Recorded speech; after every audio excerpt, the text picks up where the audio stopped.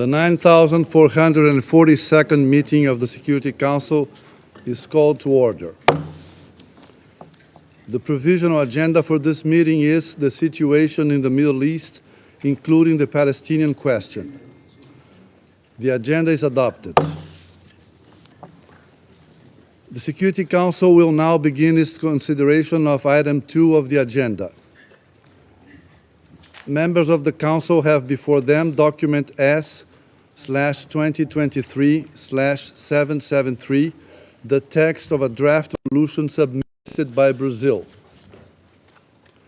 The Council is ready to proceed to the vote on the draft resolution before it.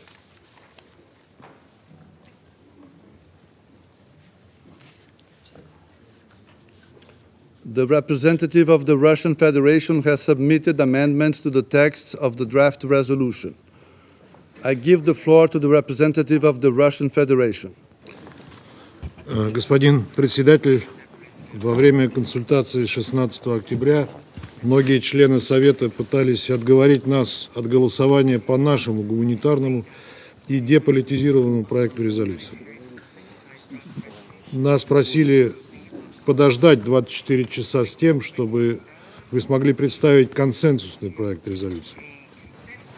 Мы с этим не согласились и правильно сделали, поскольку в итоге почти спустя 2 дня на голосование внесен проект с небольшими, но весьма... Vote is on a resolution that is slightly changed but was not discussed by the members of the Council. We regret that the Council wasted a very precious 36 hours, during which time the number of casualties increased. The strike on the hospital in Gaza yesterday killed hundreds of people. Given this, the inaction from the Security Council looks appalling. Yesterday, we did warn colleagues that we just can't waste any time now. Distinguished colleagues, I will speak frankly. The time for diplomatic metaphors is long gone. Everybody who did not support our humanitarian resolution with a call for a swift ceasefire must understand that they bear some of the responsibility for what happened. The Brazil draft resolution, unfortunately, will not help to avoid such tragedies from occurring. There is no clear call in it for a ceasefire. This is a very important thing to de-escalate the situation on the ground. It's very important wording. That has been replaced with humanitarian pauses and giving unhindered access to UN workers. But that's not the same thing. Humanitarian pauses will not help to stop the bloodshed. It is only a ceasefire that will help to do this. Furthermore, the draft still has a number of political elements in it that push us to one side and do not talk about the absolute unacceptability of the attacks on civilians in the Gaza Strip, and also as on civilian objects. The importance of this is absolutely crystal clear for everyone right now. And so we have proposed 2 amendments to address these issues. The first is an unambiguous call for a stop on the indiscriminate attacks against civilians in the Gaza Strip and on civilian objects, including the attack on the Al-Ali hospital, that airstrike, and also the strong condemnation of the imposition of the blockade.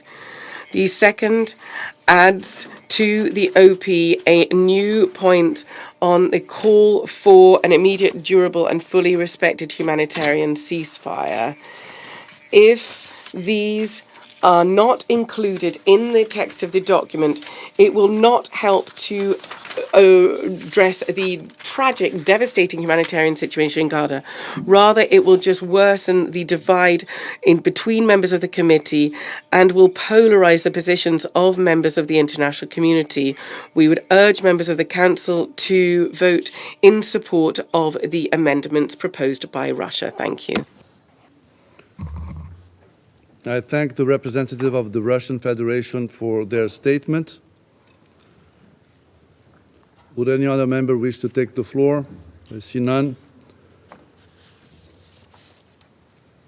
Members of the Council have before them proposed amendments submitted by the Russian Federation to the text of the draft resolution contained in document S/2023/773 submitted by Brazil. Rule 36 of the Council's Provisional Rules of Procedure states the following.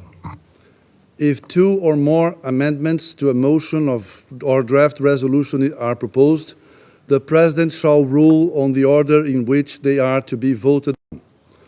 Ordinarily, the Security Council shall first vote on the amendment furthest removed in substance from the original proposal, and then on the amendment next furthest removed until all amendments have been put to the vote.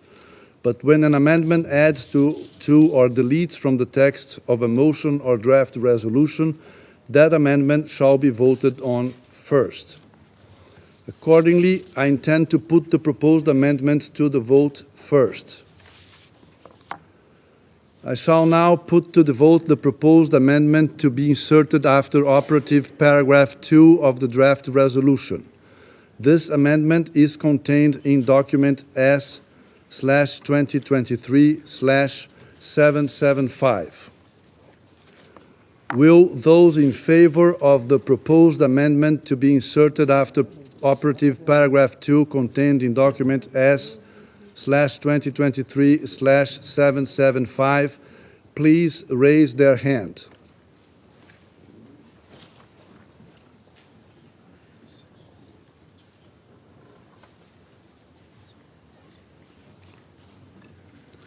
Against?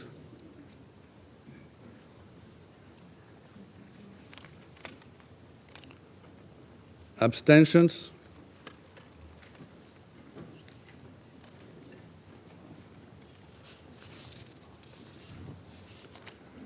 The result of the voting is as follows.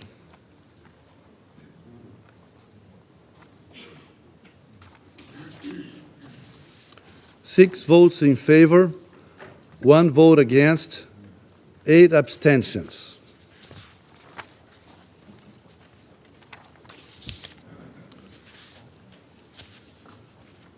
The proposed amendment has not been adopted, having failed to obtain the required number of votes.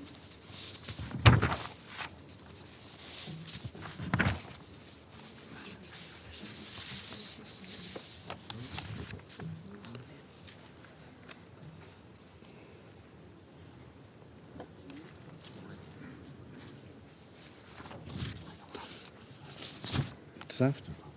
It's good. I shall now put to the vote the proposed amendment to be inserted before operative paragraph 1 of the draft resolution. This amendment is contained in document S/2023/776.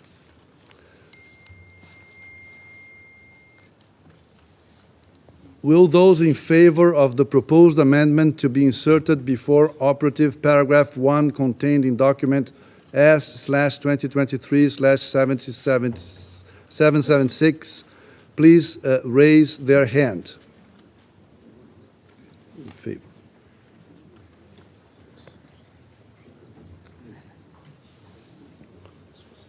Against?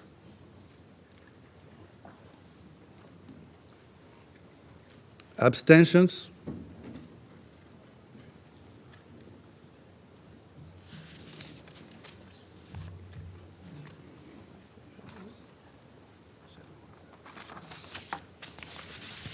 The result of the voting is as follows.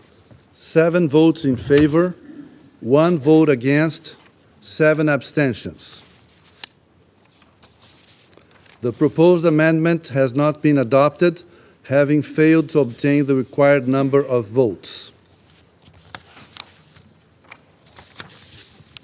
The representative of the Russian Federation has asked for the floor. Господин председатель, уважаемые коллеги. Distinguished Mr. President, distinguished delegates, the vote on the immediate ceasefire and on an unequivocal condemnation of the indiscriminate attack did not get passed. Those delegations who either abstained or voted against essentially were against the cessation of a bloodshed in the Middle East. There can be no other explanations of it. Of course, the colleagues here saying, well, their justification was it was not balanced. But all of these complaints are just going to be empty. You've made your choice, however, and you are going to have to bear responsibility for it to the countries, people of your countries, and to the people in the region, and the people who are living under this terrible, deadly threat. Thank you. I thank the representative of the Russian Federation for their statement. It is my understanding that the Council is ready to proceed to the vote on the draft resolution contained in document S/2023/773 submitted by Brazil. I shall put the draft resolution to the vote now. Will those in favor of the draft resolution contained in document S/2023/773 please raise their hand?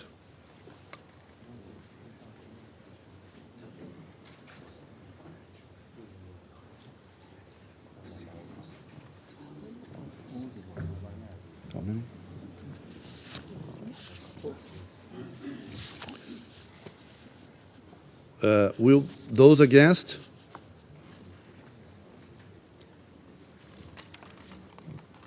Abstentions?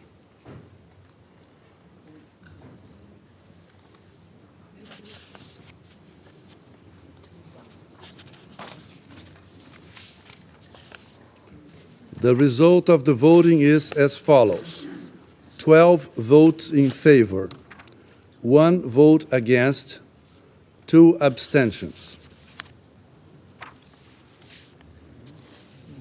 The draft resolution has not been adopted owing to the negative vote of a permanent member of the Council.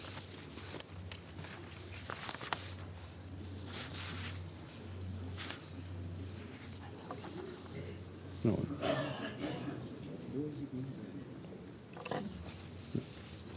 The draft resolution, no. I now give the floor to those members of the Council who wish to make statements after the vote. Right.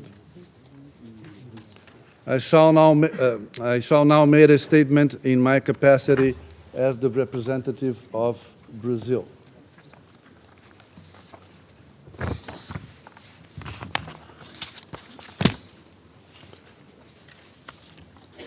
Dear colleagues, at last Friday's closed consultations, Council members asked for Brazil's leadership in our capacity as presidency in October to facilitate a Council response to the escalating crisis in Israel and Palestine, in particular its humanitarian aspects. We heeded the call with a sense of urgency and responsibility. In our view, the Council had to take action and to do so very quickly. Council paralysis in the face of a humanitarian catastrophe is not in the interest of the international community. Therefore, throughout last weekend and the following days, we worked very hard through extensive and collaborative engagement with Council members to help build a unified position.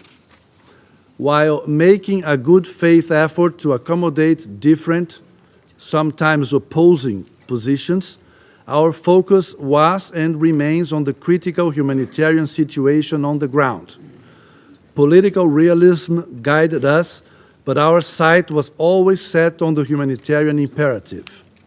Exactly as in other very sensitive files on the Council's agenda in which Brazil had a special role to play, international humanitarian law and human rights law provided a clear framework for action.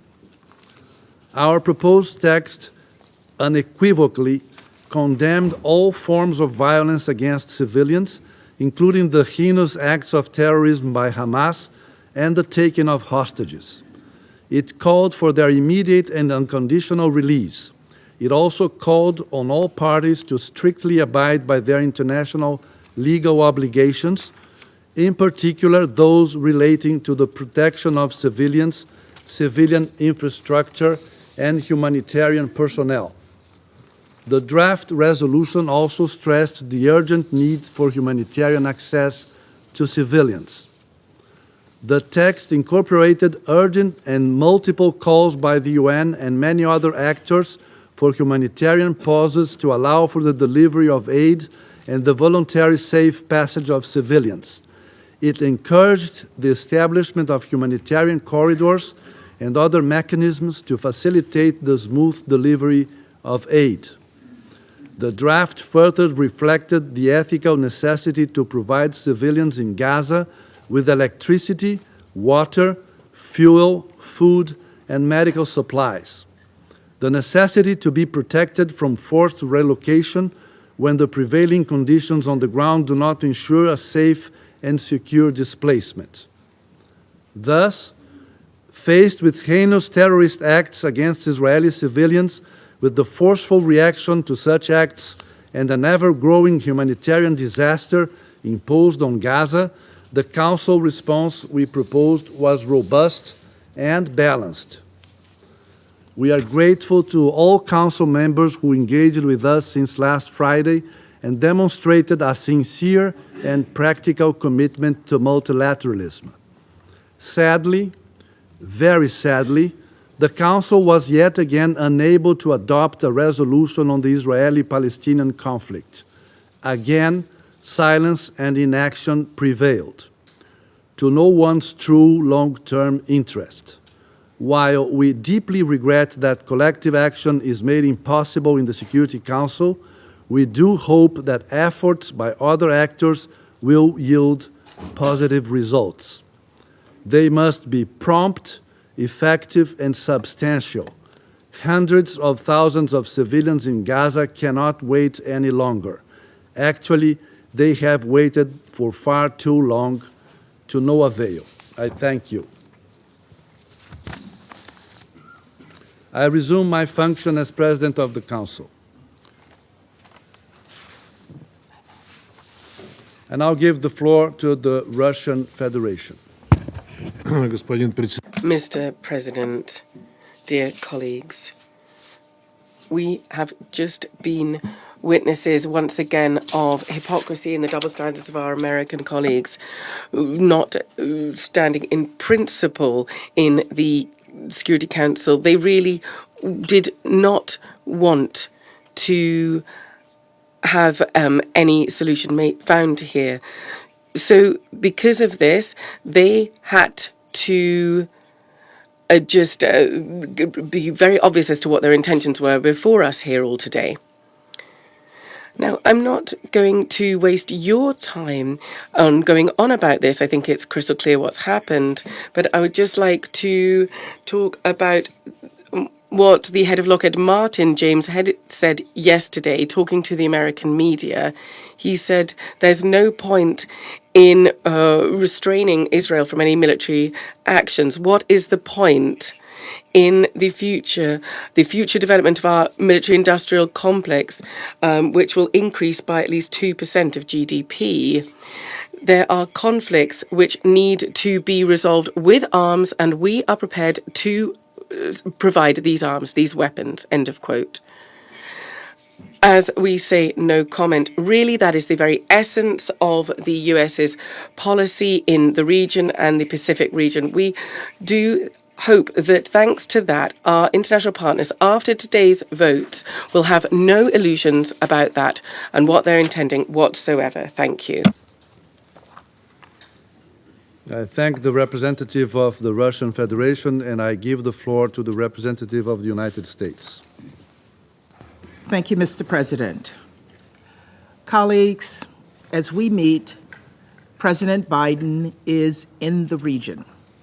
His trip is a clear demonstration of the fact that the United States is actively engaging at the highest levels to secure the release of hostages, to prevent the conflict from spreading, to stress the need to protect civilian lives, to address the humanitarian crisis facing Palestinians in Gaza, and to demonstrate to the Israeli people that the United States stands with them in their time of sorrow and need.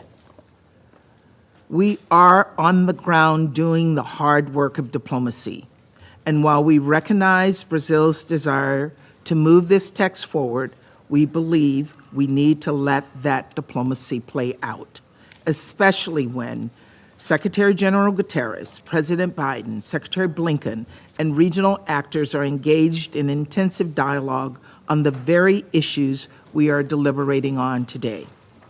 Yes, resolutions are important, and yes, this Council must speak out, but the actions we take must be informed by the facts on the ground and support direct diplomacy efforts that can save lives. The Council needs to get this right. Colleagues, the United States is disappointed this resolution made no mention of Israel's rights of self-defense. Like every nation in the world, Israel has the inherent right of self-defense as reflected in Article 51 of the UN Charter. Following previous terrorist attacks by groups such as Al-Qaeda and ISIS, this Council reaffirmed that right. This text should have done the same. Though we could not support this resolution going forward, we will continue to work closely with all Council members on this pressing issue, just as we will continue to reiterate the need to protect civilians, including members of the media, humanitarian workers, and UN officials.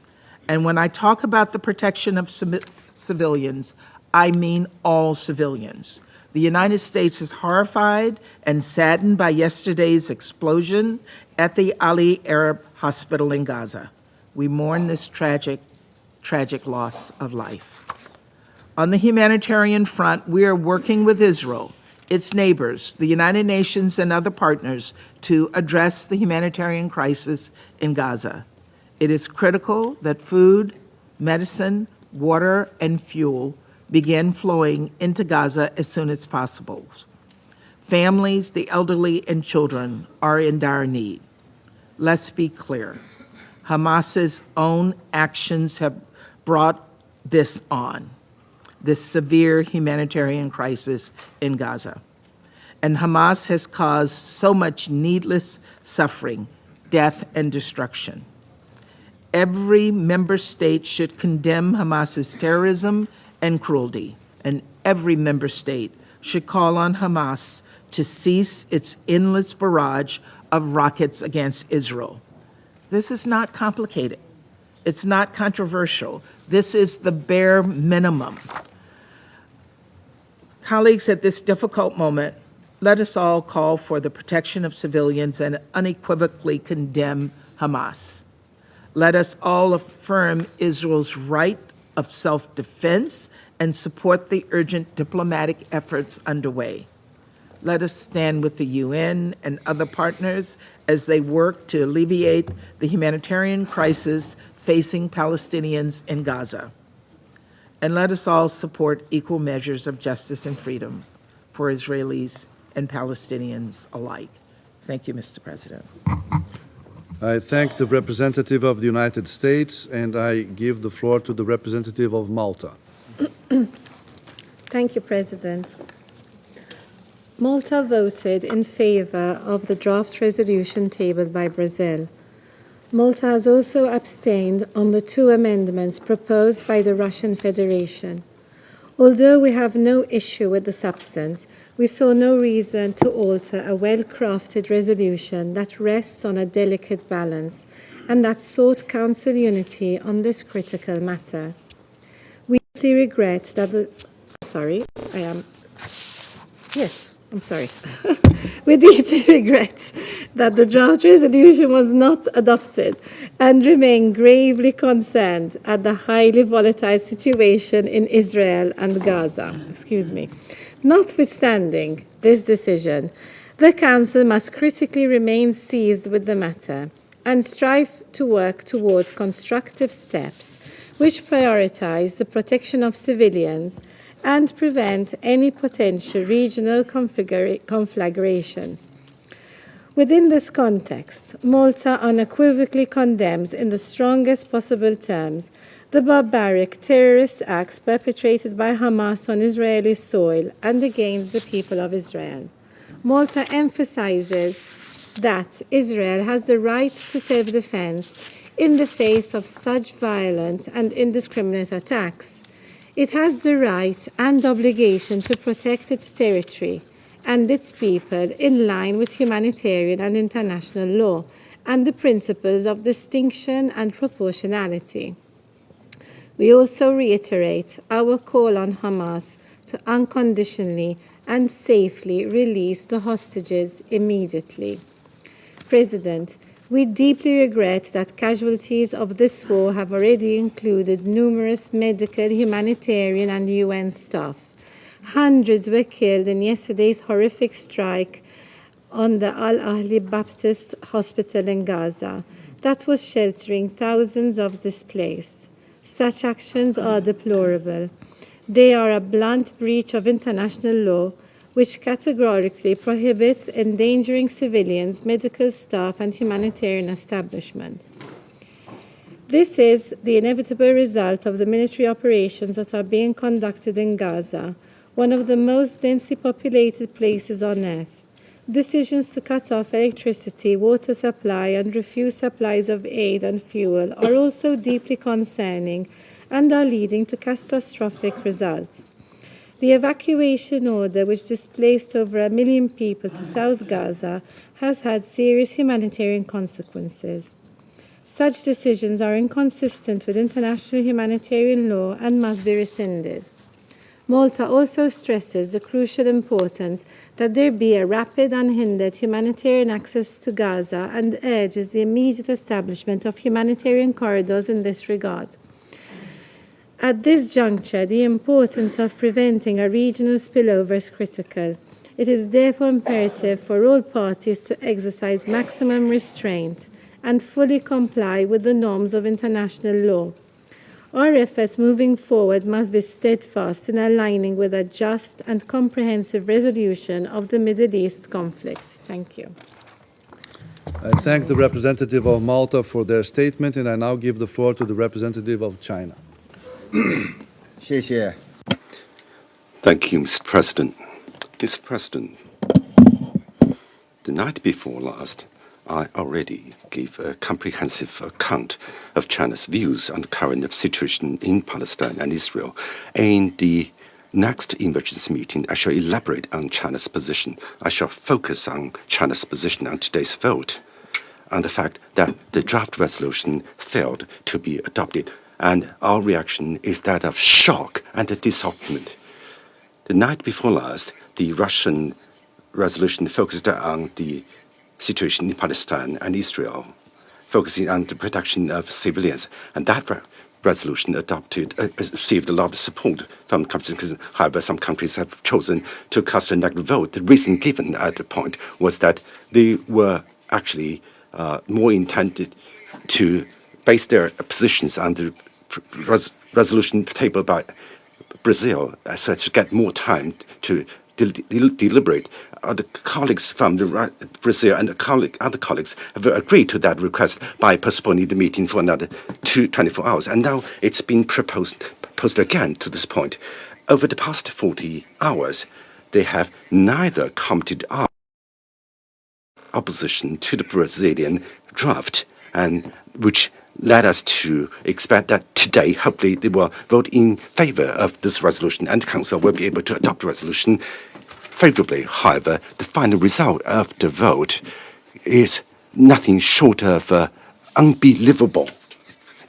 It is also the belief of China that the Brazilian resolution still has rooms for improvement. It should send a strong message asking for ceasefire and protection of civilians so as to prevent humanitarian catastrophe. Therefore, China has proposed amendments that are intended to improve the draft, while at the same time agreeing with the Russian amendments. On the Russian amendment, the fact that it failed to be adopted, we are very disappointed. That being the case, in view of the fact that the situation in Gaza is deteriorating rapidly, what happened yesterday, that is the airstrike on the hospital and things like that, resulted in civilian casualties in the hundreds. Therefore, the Council has to take rapid actions. China condemns strongly the airstrike against hospitals, and we urge Israel to effectively abide by the obligations under the international humanitarian law. We call for ceasefire and protection of civilians so as to prevent further civilian casualties. The draft resolution tabled by Brazil in general reflects the general view of the international community, representing the initial steps to be taken by the Council to achieve a ceasefire.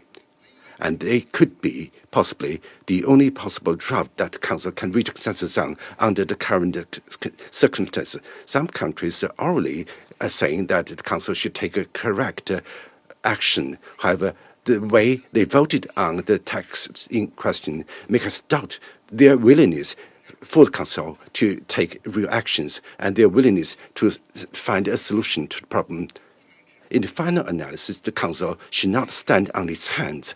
The current situation in Gaza is escalating. More and more civilians are paying the prices with their lives and bearing the brunt of the conflict. And therefore, on the question of ceasefire and cessation of hostilities and protection of civilians, the Council has to effectively shoulder its responsibility and play its due role. Thank you. I thank the representative of China for their statement, and I now give the floor to the representative of Mozambique. Mr. President, Mozambique wishes to commend Brazil and your presidency for the excellent leadership in conducting this work, which is thorny but important. We also thank you for providing the Security Council with a very valuable text. We have voted in favor of the draft resolution. We deeply regret that the draft could not be adopted due to a veto. In voting in favor, Mozambique wishes to express our deep concern over the outbreak and escalation of violence and deterioration of the situation in Gaza, and consequently, the unfolding humanitarian crisis. Moreover, we are deeply concerned about the human lives that are being lost on a daily basis since the conflict erupted.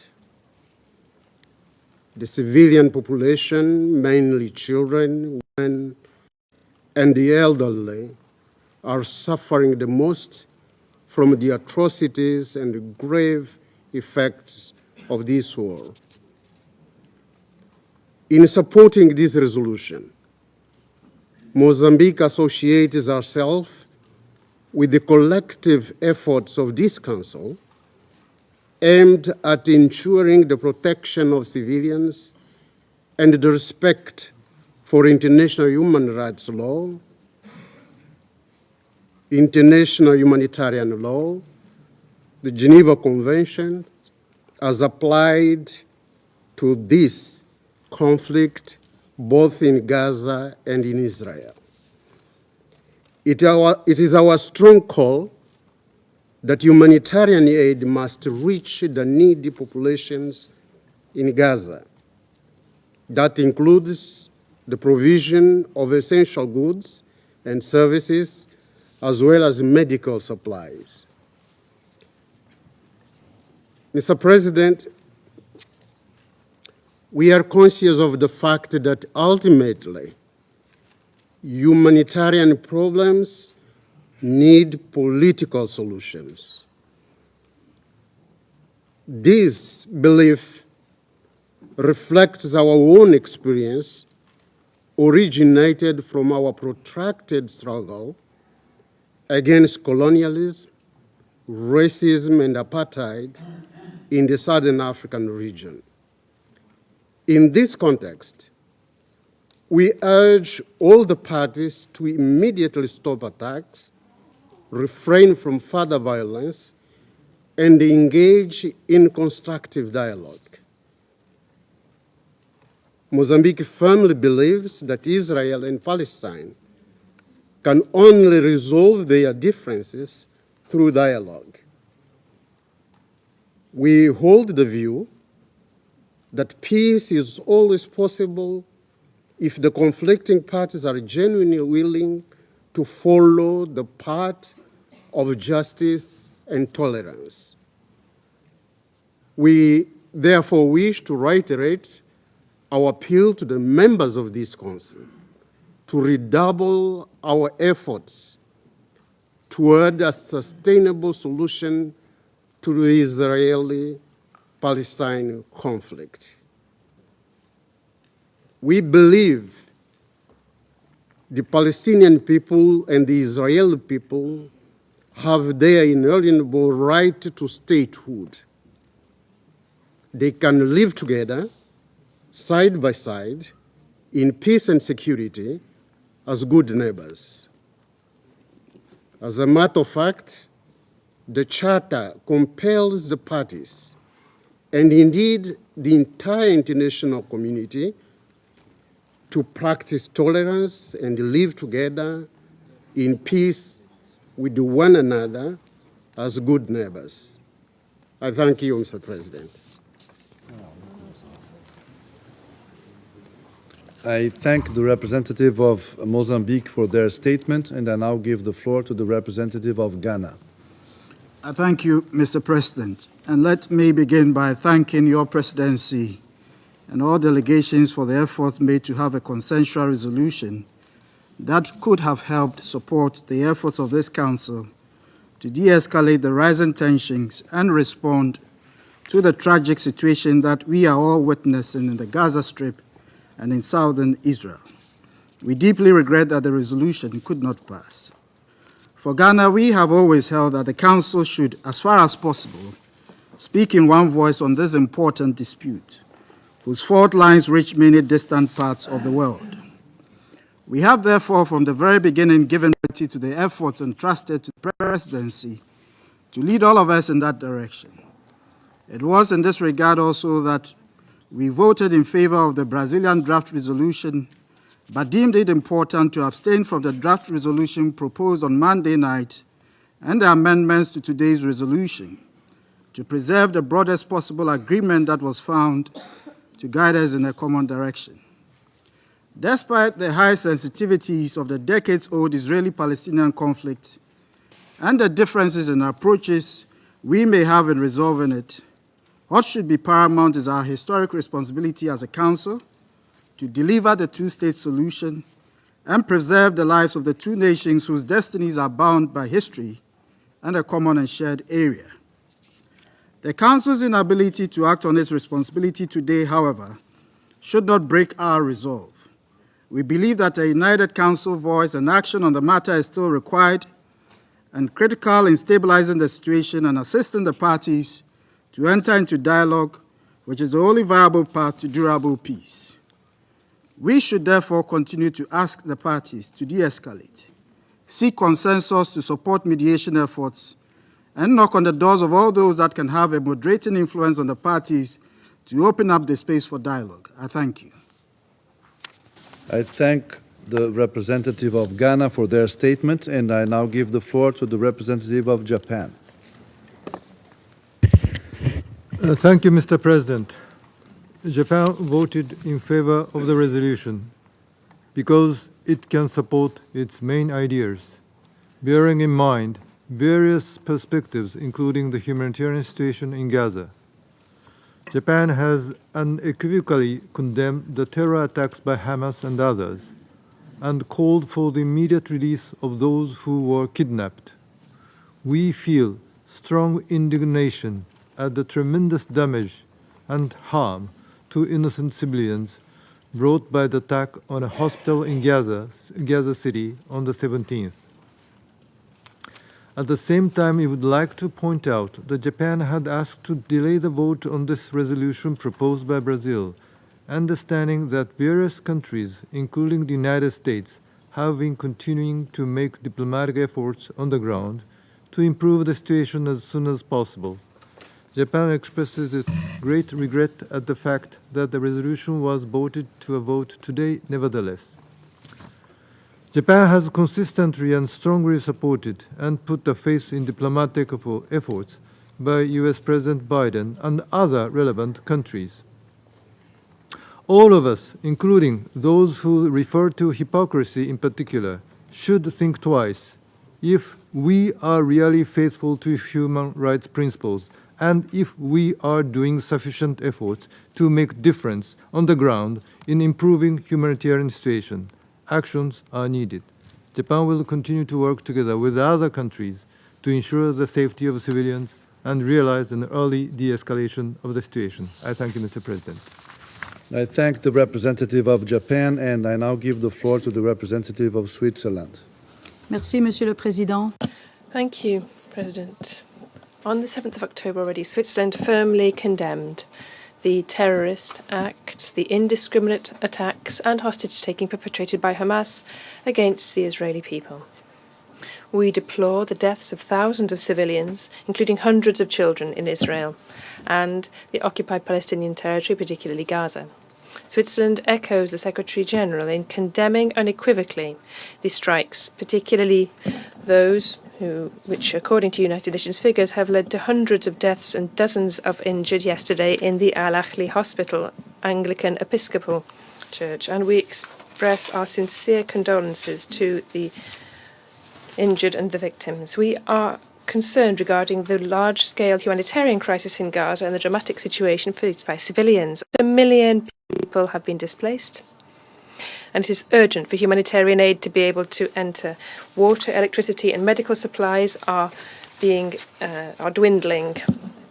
We have all spoken around this table yesterday about the situation in the Middle East, which requires united, urgent action by the Council.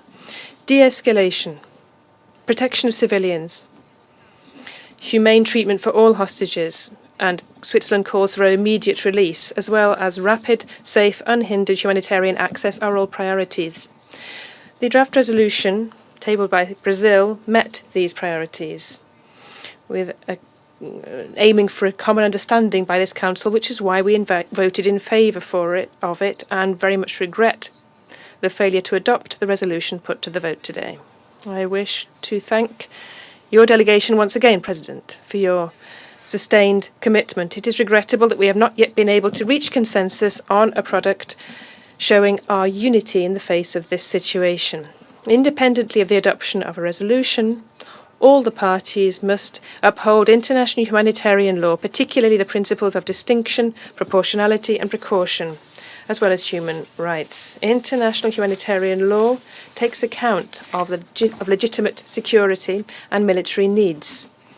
All of these rules must therefore be respected with no exception. President, Switzerland has deployed every effort to contribute to reaching consensus on a Council product in this urgent situation. Along these same lines, we remain at your disposal to support any new initiatives which could result in action by this Council. Thank you. I thank the representative of Switzerland for their statement, and I now give the floor to the representative of Gabon. Merci, Monsieur le Président. Thank you, President. This morning, this Council is seeing its credibility put to the test, given the scope of the deadly violence in Israel and Gaza and the extreme gravity of the crisis in the Middle East, whose shockwave is threatening peace and security in the whole of the region and beyond.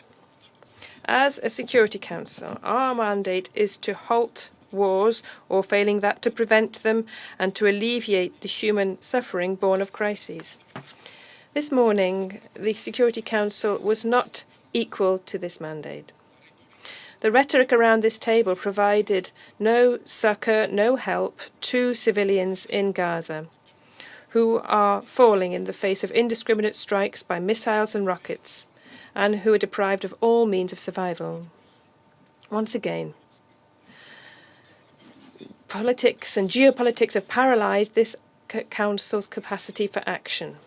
This Council is not reacting in the face of horror and the screams of distress of civilians, in the face of one of the most serious crises in the Middle East, and we are counting the deaths and the destruction whilst remaining powerless. This Council has not provided any coherent response to provide a glimmer of hope to the children, the women, the hostages, and the peoples of the world who were watching our deliberations for their survival and for saving them. My country voted in favour of the draft resolution tabled by the Brazilian presidency and the 2 amendments proposed, because it is crucial and urgent to act, having issued strong condemnations of the barbaric attacks against Israel on the 7th of October last, and recognised Israel's right to legitimate defence, whilst upholding the principles of proportionality and distinction with regard to combatants and civilians. We firmly believe that given the magnitude of the deadly violence, which over a few days has caused thousands of deaths and immeasurable humanitarian distress, we must call for an immediate cessation of hostilities and the opening of humanitarian corridors to alleviate the suffering of civilians. Our position has been clear since the first Council meeting. Hostage-taking is unacceptable and unjustifiable and indefensible, and we reiterate the hostages must be released with no conditions, no blackmail. We regret the fact that the Council was unable to overcome its divisions. We must certainly show greater responsibility so as to find a solution to the crisis in the Middle East, whose chronic nature questions our credibility and tarnishes our reputation. For Gabon, the 2-state solution is the only credible alternative. We can and must achieve this through diplomacy, good faith negotiation, and overcoming fears and self-interest. Responsibility of maintaining peace and security in the region and beyond. Thank you. I thank the representative of Gabon for their statement, and I now give the floor to the representative of the United Kingdom. Thank you, President. And let me start by thanking you for your good faith efforts to negotiate this resolution. The draft resolution on which we have just voted rightly condemns the appalling Hamas terrorist attacks on Israel on the 7th of October. It also makes clear that all actions need to be taken in line with international humanitarian law. It stresses the importance of ensuring humanitarian access and protecting civilians, and emphasises this Council's shared priority of preventing regional escalation of the conflict. We welcome and support the draft resolution's attempts to set out the Council's view on these critical points. But the draft resolution needed to be clearer on Israel's inherent right to self-defense in line with the UN Charter after Hamas attacks killed over 1,400 people and took almost 200 people hostage. The draft resolution also ignored the fact that Hamas are using innocent Palestinian civilians as human shields. They have embedded themselves in civilian communities and made the Palestinian people their victims too. For these reasons, the United Kingdom abstained on this resolution. My Prime Minister has been clear that the UK stands with Israel in the face of these atrocities. We support Israel's right to defend itself against Hamas, take back the hostages, deter further incursions, and strengthen its security for the long term. In so doing, we will continue to call on Israel to take all feasible precautions to avoid harming Palestinian civilians and to act in line with international humanitarian law. We will continue to work closely with Israel and our partners in the region to respond to the humanitarian crisis in Gaza, to ensure that civilians are protected and have access to food, water, medicine, and shelter, and to work towards the peace and stability promised by the two-state solution. I thank you, President. I thank the representative of the United Kingdom for their statement, and I now give the floor to the representative of Ecuador. Señor Presidente. President, we voted in favour of the draft tabled by the Brazilian presidency, as did many other members of this Council. It was the result of a constructive collective negotiating process by all members of the Council. And we are convinced that the collective work and negotiation in good faith are indispensable for effective multilateralism. And these are the best way to fulfill the responsibilities placed upon us. We fully believe, President, that the Council cannot continue in silence in the face of events which are clearly a threat to international peace and security, and which are already having serious humanitarian consequences. The Brazilian presidency's draft includes elements which are necessary in the face of a situation which is worsening by the minute. The credibility of the Council depends upon our decisions at times like this. In this regard, Ecuador abstained with regard to the amendments, since these are elements which are covered in the resolution. We regret the fact that once again the Council was unable to adopt a resolution through the use of the veto. But this is not the end of our efforts. We will do everything within our reach to ensure that the Council can very soon pronounce itself and act with regard to this conflict. President, on the 24th of September 1973,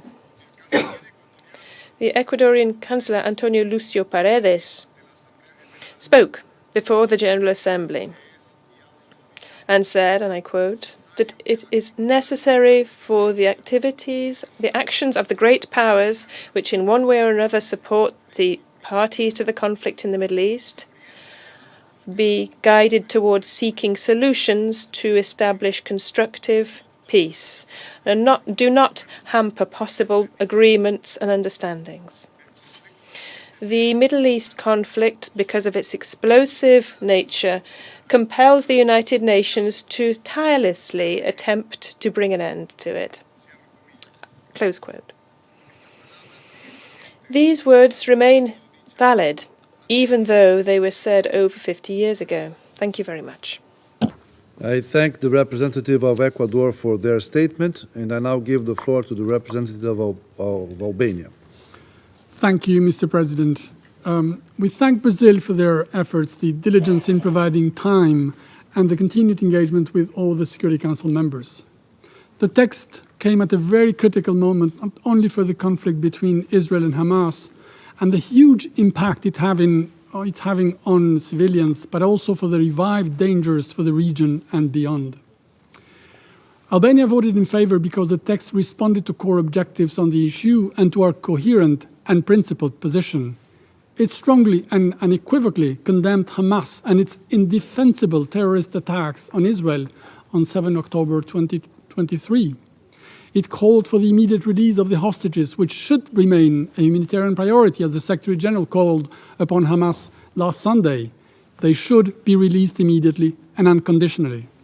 It provided for the protection of civilians in accordance with international humanitarian law and the flow of the humanitarian aid to all those in need. It also supports the regional and international efforts for a solution on the ground and embraces a diplomatic solution to the crisis. In this respect, we commend the very active engagement at every level by the United States and others to finding the best solutions on the ground. While we supported the draft, Albania reaffirms its position in full support of Israel and its right to self-defense, like every other nation under attack, which the resolution falls short to mention. I thank you. I thank the representative of Albania for their statement, and I now give the floor to the representative of the United Arab Emirates. Mr. President, it is perhaps beyond me to put into words the abject horrors we are witnessing in Gaza.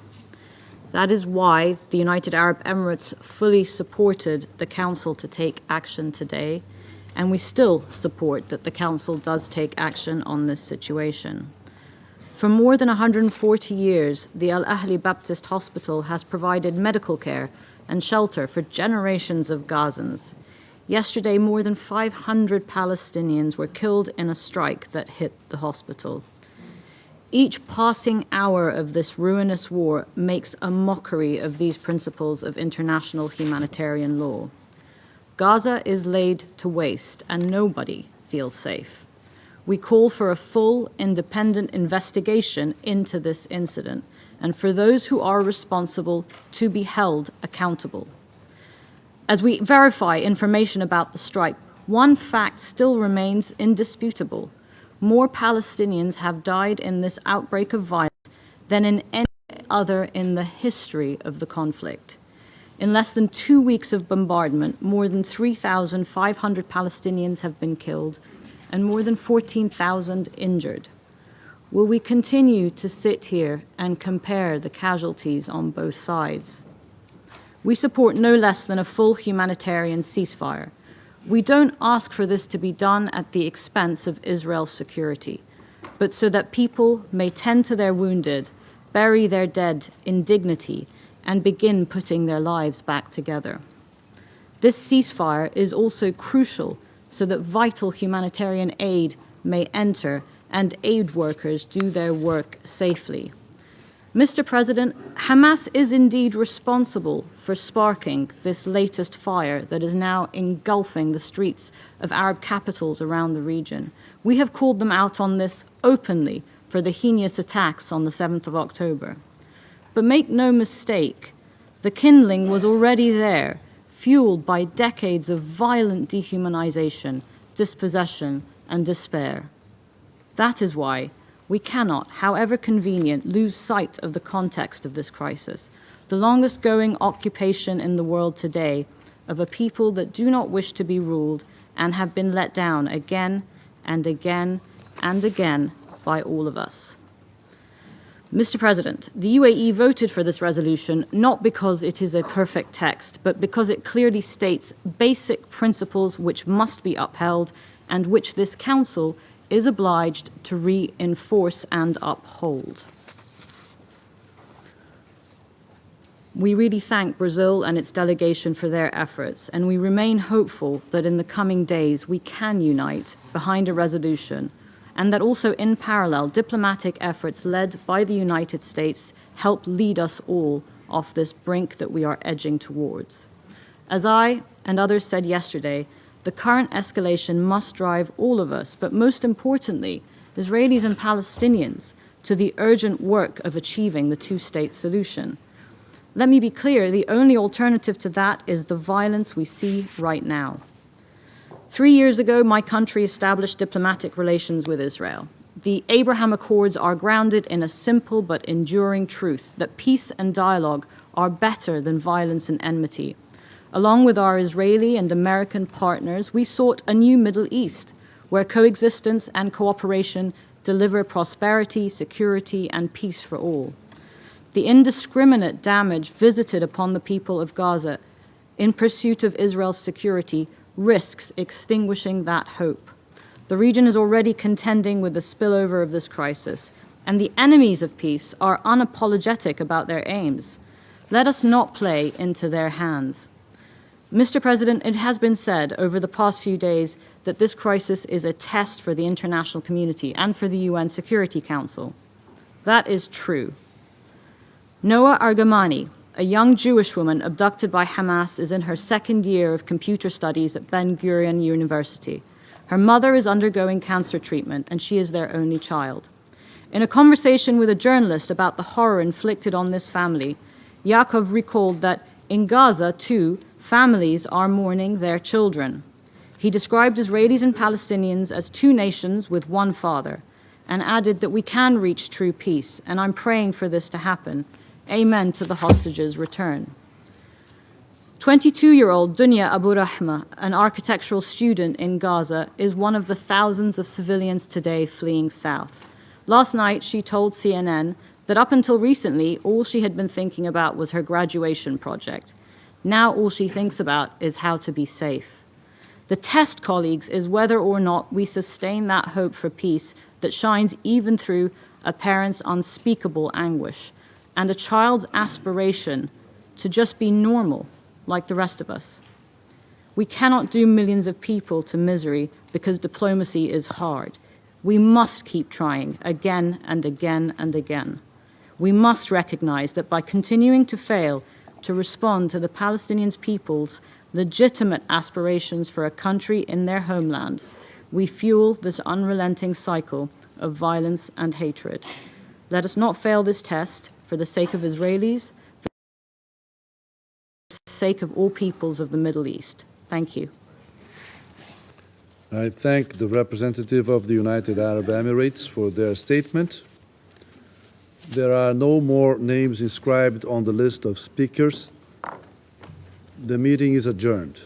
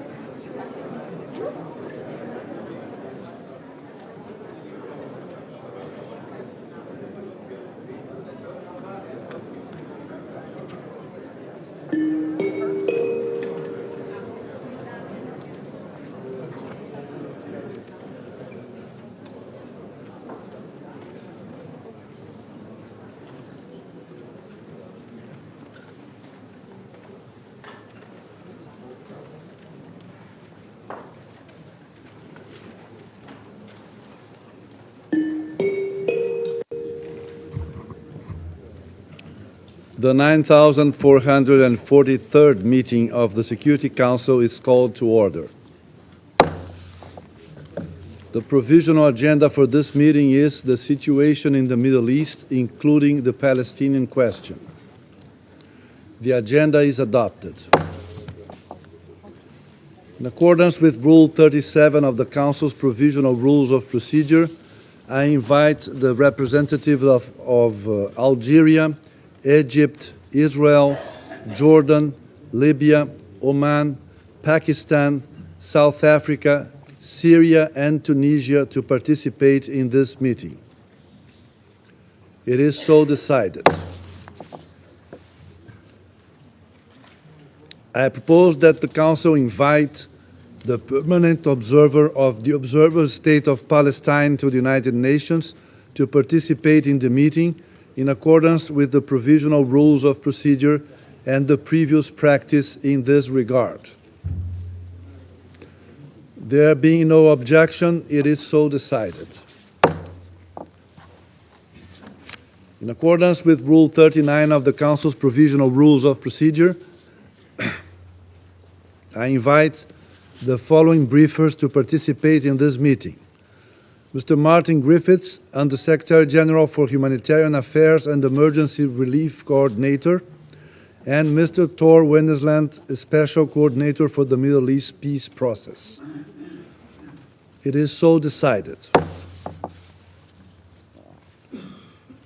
In accordance with Rule 39 of the Council's Provisional Rules of Procedure, I also invite His Excellency Mr. Olof Skog, Head of the Delegation of the European Union to the United Nations, to participate in this meeting. It is so decided. The Security Council will now begin its consideration of the item 2 of the agenda, and I'll give the floor to Mr. Tor Wennesland. Mr. President, members of the Council,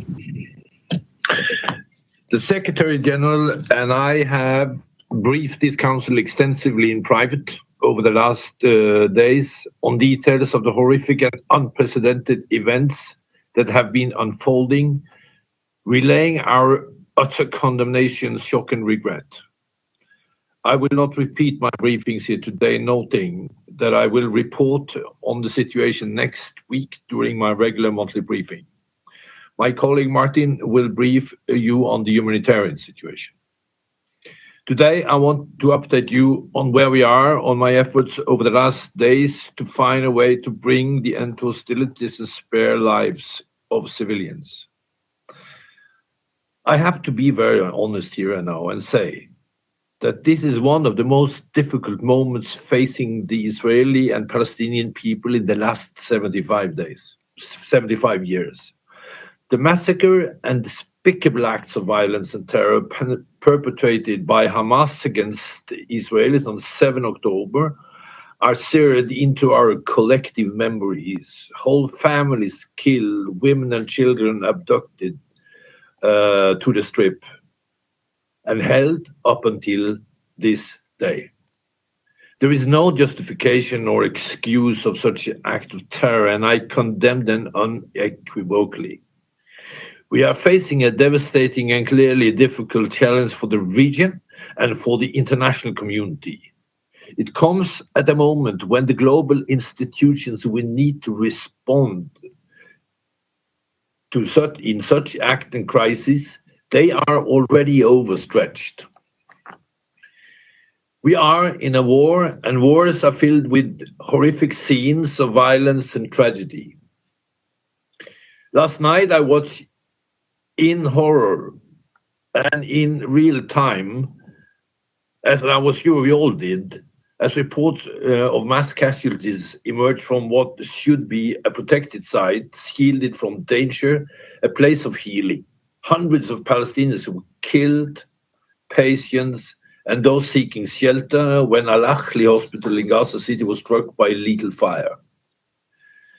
The circumstances of this catastrophe and responsibility still needs to be clarified. And we will need a fact-based fully investigation and broad investigation. But the result of all this is very clear, Mr. President. It is a terrible tragedy for those who were involved. I fear that we are at the brink of a deep and dangerous abyss that could change the trajectory of the Israeli-Palestinian conflict, if not of the Middle East as a whole. After more than a century of conflict and over half a century of occupation, we, the international community, have failed collectively to bring the parties to a just, sustained political resolution. The long-standing issues run deep and extend well beyond the confines of Israel and the occupied Palestinian territory. The events of the past 11 days have served to reignite grievances and reanimate alliances across the region. Based on my meetings and the dynamics I observe on the ground, I would say the following.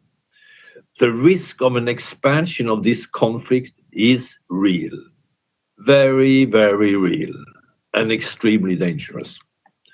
Mr. President, since the outbreak of the current hostilities, it has been my absolute priority to work to diminish these existential threats.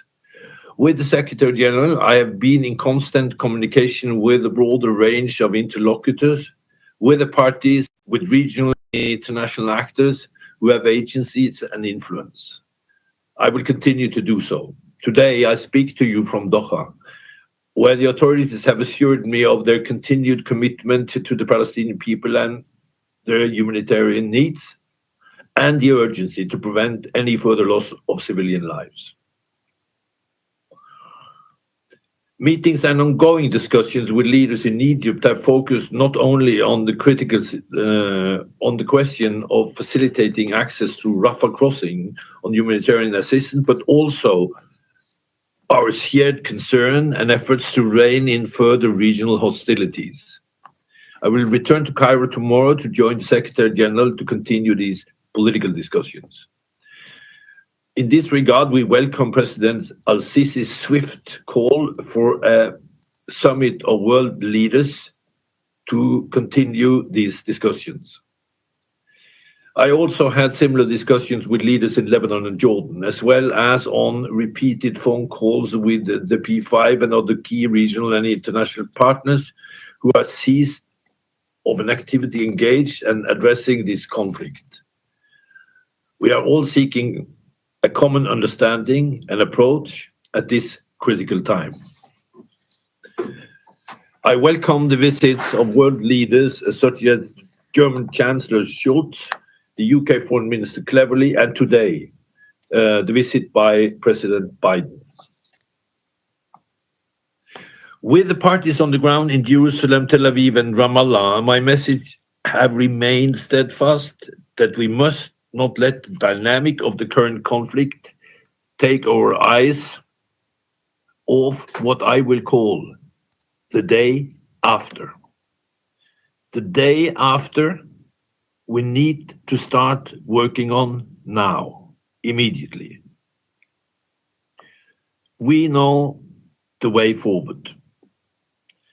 These days, I can tell you, diplomacy is very hard. But here is what we need to do. We need the time and space to achieve two urgent objectives. Hamas' immediate, unconditional release of all hostages. Secondly, and fast, unrestricted access of humanitarian aid for Palestinians in Gaza. The third thing must be a collective effort to end the hostilities and prevent any further expansion of the conflict to the region. Regarding West Bank and Lebanon, there should be no miscalculation, no provocation, and no step that closes the door for our current efforts. The step beyond must be down the path towards the political solution. Ultimately, the only way to bring the end to the bloodletting and prevent any recurrence of the to pave a way forward, a long-term political solution is needed in line with UN resolutions, international law, and previous agreements. As I've stated many times to this Council, a patchwork of ad hoc and temporary fixes and perpetual management of conflict without addressing underlying issues is not sustainable. That has been proven over the last 11 days. What we are seeing on the ground now, all too tragically, proves that this is true. What we must do now is to work together as one to achieve these objectives. Thank you.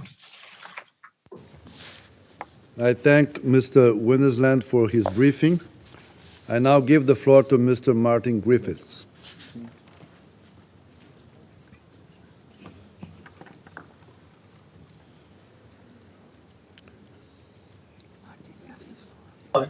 Martin, you have the floor. We can't hear you.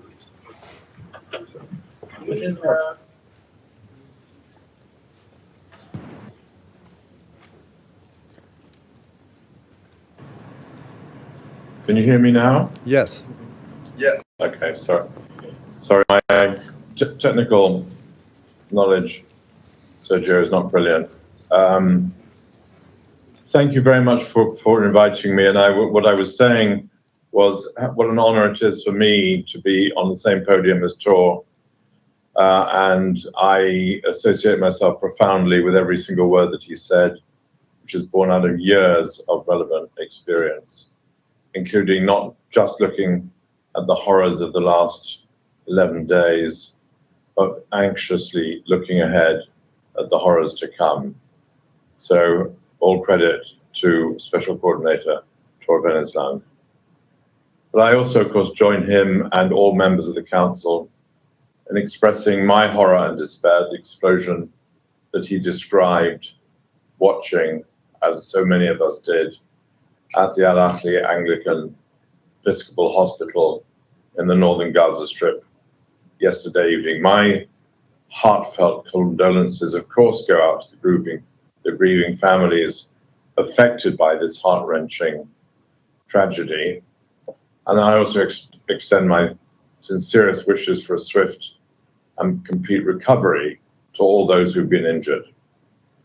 According to the World Health Organization, the hospital in question was one of 20 in northern Gaza, subject to the announcement by the Israeli authorities that civilians should leave for their safety. It's a terrible thought to think of that the morning after. However, evacuation for many had simply not been possible due to insecurity, as we have been discussing in this chamber this afternoon, the critical condition of many of the patients, and indeed the lack of ambulances, staff, and capacity in the rest of the health system, which, as you know, Mr. President, is on its knees in Gaza.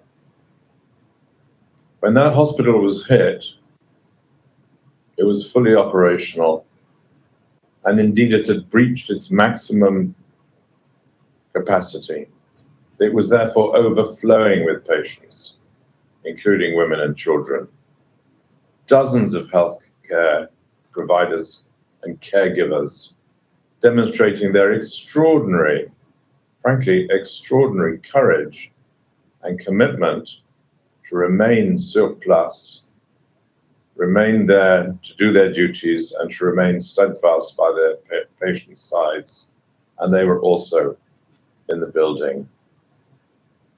And the hospital was also hosting numerous internally displaced people who either had nowhere else to go or were sheltering there in the expectation, or at least perhaps the hope, that it would provide safety. And they were wrong. So far, reports indicate hundreds of fatalities, hundreds of civilians and healthcare workers, and I associate myself with Tor's call for a fact-based inquiry to find out how this happened. Here I want to say one thing of the highest importance to all of us in the humanitarian community and those of us, all of us indeed, who are governed by the rules of war and international humanitarian law. What happened on the 7th of October in the invasion into Israel and the taking of those hostages still taken and hidden away in Gaza was simply wrong, against the law, unconscionable, unacceptable. Their unconditional release is an essential component of any return to the kind of normalcy that Lana was describing to us earlier before this session started. Since the 7th of October, 28 health workers in Gaza have reportedly been killed. 23 have been injured. There's no lack of courage. There's no lack of commitment in that population. There have been many reports of health facilities sustaining extensive damage. Indeed, the hospital itself had already been struck, as you know, on the 14th of October. Gaza's health services, as I've been hearing here in Cairo these last day or two, are being overwhelmed by the extreme challenge of meeting the healthcare needs of the rising number of wounded patients, all the while facing significant shortages of medical supplies, water, and fuel. And the destruction of that hospital yesterday heaped further pressure on this crumbling, this failing, this sad healthcare system. Not only were the victims rushed to Shifa Hospital, one of the many other hospitals in Gaza on the verge of collapse, but it also now deprives Gaza of a facility that cared for more than 45,000 patients a year before the current hostilities. So I am compelled to reiterate, and this will not surprise anybody, as everyone else has done on many occasions in this council, that under international humanitarian law, there are simple requirements. There are simple rules of war which are applied to all of us, whatever the provocation, and God knows there has been provocation. Parties to armed conflict must protect civilians and civilian objects, take constant care to spare them from any attack. We have discussed this in almost every other conflict in this chamber around the world. This one is no different. International law affords specific protection to medical personnel and facilities to ensure the wounded and sick receive the medical care they need. It was no coincidence that one of the first humanitarian leaders on the scene after those events of the 7th of October was our dear friend and leader, Dr. Tedros of WHO. It's imperative that the wounded and sick receive the medical care they need. It is imperative that the parties respect their obligations under international humanitarian law, and it is our collective responsibility. We are all involved in this. We are not observers. We are all involved in using all our influence to ensure that this is the case. This tragedy is characteristic of the crushing impact this conflict has had on civilians, and as Tor has been pointing out, and Lana earlier, the catastrophic consequences it will have if it continues to escalate as we fear. In just 11 days since that storming of Israel by Palestinian armed groups on 7th of October, The death toll, as has been mentioned, has already exceeded that of the 2014 hostilities, which lasted more than 7 weeks. The pace of death, of suffering, of destruction, of breaches of international law cannot be exaggerated. In Gaza, more than 3,000 people have been killed, more than 12,500 injured. Hundreds are unaccounted for under the rubble, and quite frankly, we do not know how many have moved from the north to the south to get out of harm's way. The death toll also, we all know this well, includes humanitarians.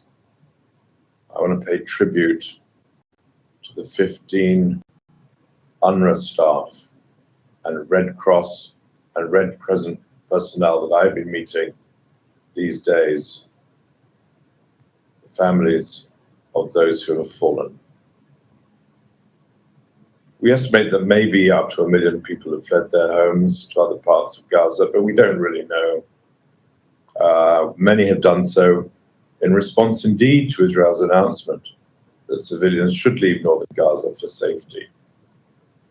But there is simply nowhere to go for civilians to escape the destruction and privation, both of which grow by the hour as missiles continue to fly, and essential supplies, including fuel, food, medical items, water, run low.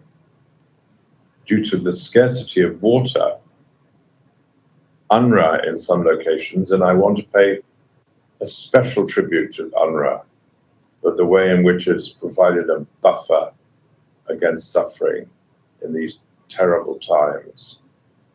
And in UNRWA in some locations is being forced to ration down to providing 1 liter of water per person per day.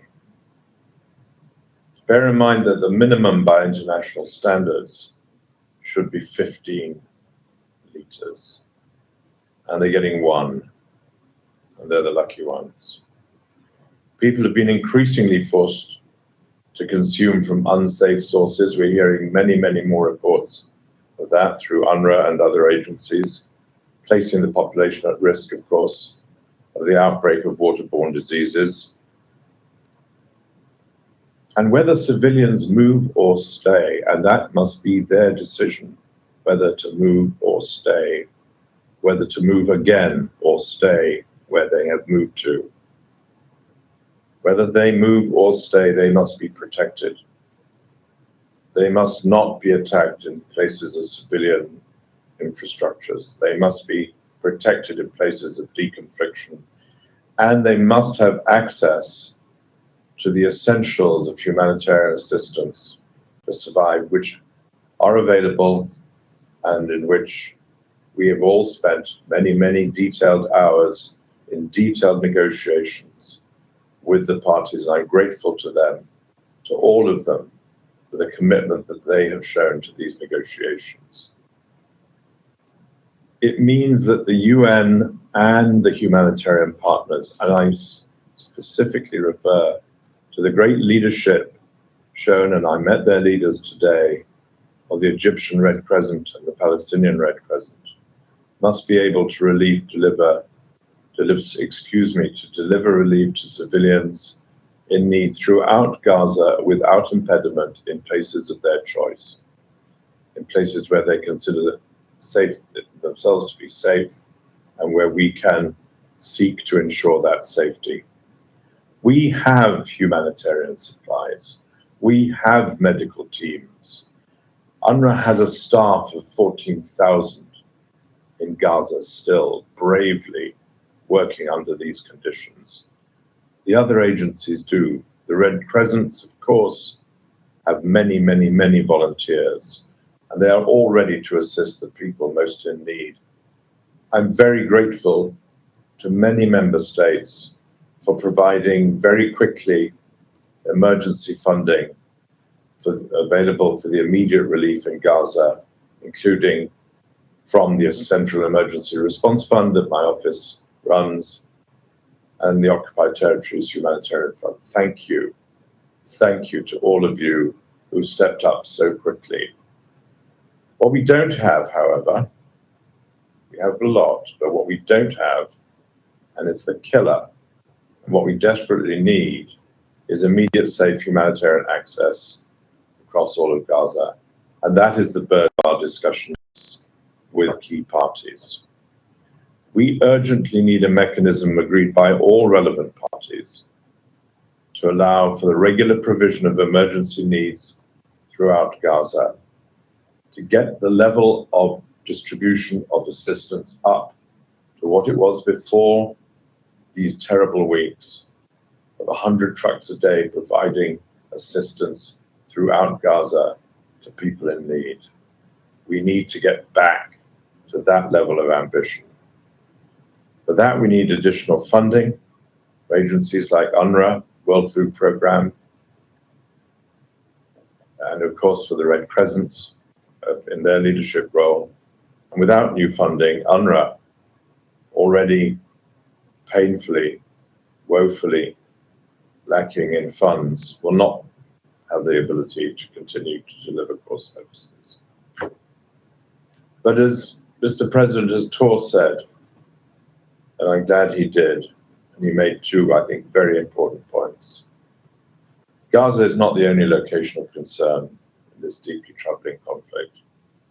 Since the start of the latest hostilities, the situation in the West Bank has also been deteriorating, as Tor said, and he should know. Last week was the deadliest week for Palestinians in the West Bank since the United Nations started recording fatalities in 2005, while settler violence incidents also have gone up from an average of 3 incidents a day to 8. Suffering knows no borders. Widespread closures throughout the West Bank are impacting the ability of communities to access essential services, and there is a real risk of the situation spiraling out of control.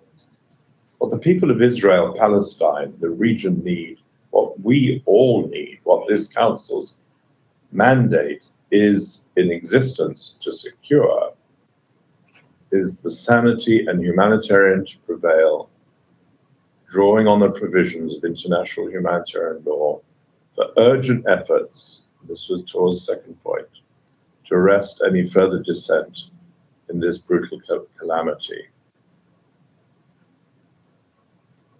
Lana said it very eloquently, the worry that I suppose many of us have, where will this lead us? Where will this lead us when the fighting has taken place? Of course, we implore the parties to respect international humanitarian law. And by the way, I want to be very clear, a humanitarian ceasefire would go a long way to easing the epic human suffering. Finally, Mr. President, I know I've gone on too long. I want to conclude by expressing my deepest admiration, gratitude, and comity for the extraordinary people who are delivering life-saving and humanitarian services in Gaza, in the West Bank, as they do in so many other parts of the world. Many of whom are displaced, many have lost loved ones, many of our staff in all our agencies have had that kind of suffering.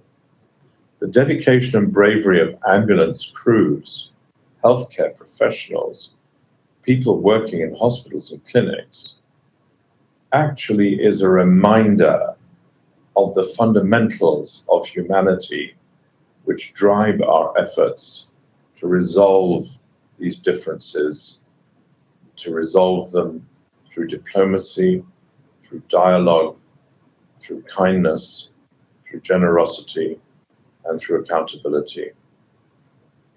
I also want to express my profound personal gratitude.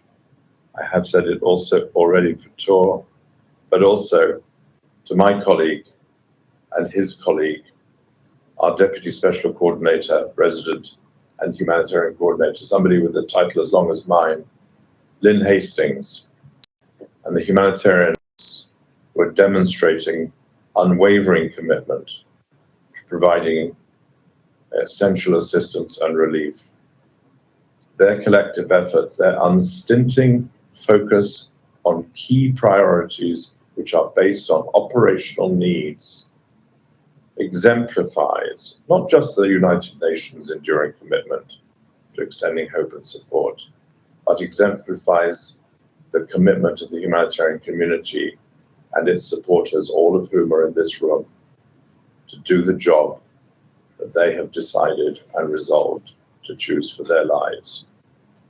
Sergio, Mr. President, thank you very much. I thank Mr. Griffiths for his briefing. I now give the floor to the members of the Security Council. I give the floor to the representative of the Russian Federation.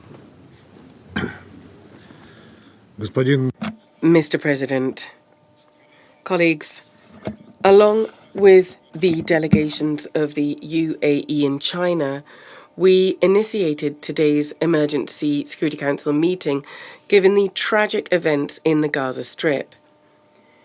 Yesterday, as a result of airstrikes, the Al-Aqsa hospital was destroyed in the area of Gaza City. We are deeply shocked by what occurred. The Anglican Church Hospital was one of the 20 in northern Gaza that received evacuation notices from the Israeli military. However, it was impossible to meet that requirement, and Martin Griffiths already said that, given the prevailing unstable situation, the critical condition of many patients, and also the shortage of ambulances, staff, stretchers, and alternative accommodation for the displaced persons. The airstrike on the hospital, according to latest reports, caused over 800 deaths and injuries. We are calling for an objective investigation to be carried out and for the perpetrators to be prosecuted. Mr. President, colleagues, this is the price of the inertia of members of the Council, many of whom have procrastinated over the past 11 days since the start of the escalation surrounding Gaza. We warned you about this on Monday when a number of members of the Council, guided by, in inverted commas, purely humanitarian considerations, but actually by purely political considerations, did not support the Russian draft on the ceasefire. Our document laid out a number of specific urgent measures designed to stop violence and civilian suffering, designed to release the hostages and to prevent the impending humanitarian disaster in that part of Palestine and avoid the conflict spilling over into other countries of the region. Given the extremely tense situation, action should have been taken very promptly. This is precisely why our draft did not contain political elements or views or a mention of any party to the conflict that might have complicated reaching agreement on it. Despite this, in full view of the international community, the UN Security Council, the primary body for the maintenance of international peace and security, was not in a position to adopt a decision that could have prevented the humanitarian tragedy in Gaza. The Council did not send a clear, robust collective signal with a call for a swift, lasting, reasonable humanitarian ceasefire. Today, we have seen the terrible fruit of this. Once again, it's become clear that the position of Washington and some other Western capitals did not allow for a natural, logical decision to be taken. Given the circumstances, is an absolute key humanitarian imperative, and it is the moral duty of all responsible members of the international community. Furthermore, humanitarian considerations, the norms of international law, and the root causes of why the Palestinian question has not been settled, all things we've repeatedly and insistently stressed over recent years, of course, don't count for them. Mr. President, the number of injured and dead in Israel was, or dead and injured rather, was 1,400 and 3,900 respectively. And the number of victims in Palestine was more than 2,800 and 10,800 respectively. And today, these figures are even higher. As per UN reports, 450 children have died in Gaza, and some 750 are still under the rubble of the buildings destroyed during the airstrikes. More than 2 million inhabitants of Gaza still have no water, food, medical assistance, fuel, or electricity. The only border crossing on the border with Egypt, the Rafah crossing, once again is coming under missile fire and has not been opened up for civilian evacuations or the provision of humanitarian goods. De facto, the military blockade of Gaza has held hostage 1,000 Russian citizens and members of their families. Given this very worrying situation, the UN agencies, the WHO, UNICEF, the UNFPA, with one voice condemned the strike on the Al-Ahli hospital and called for a prompt active protection of civilians and medical infrastructure. Yesterday at the briefing on the situation in Gaza, the deputy head of OCHA, Joyce Misuya, noted that the number of victims of the current escalation in the Palestinian-Israeli conflict that has gone on for 11 days has already exceeded the number of victims that were killed during the hostilities in 2014. The path to that ceasefire took some 7 weeks. This cannot fail to horrify us. Humanitarian workers are dying. The number of people forced to leave their homes in Gaza is about 1 million people.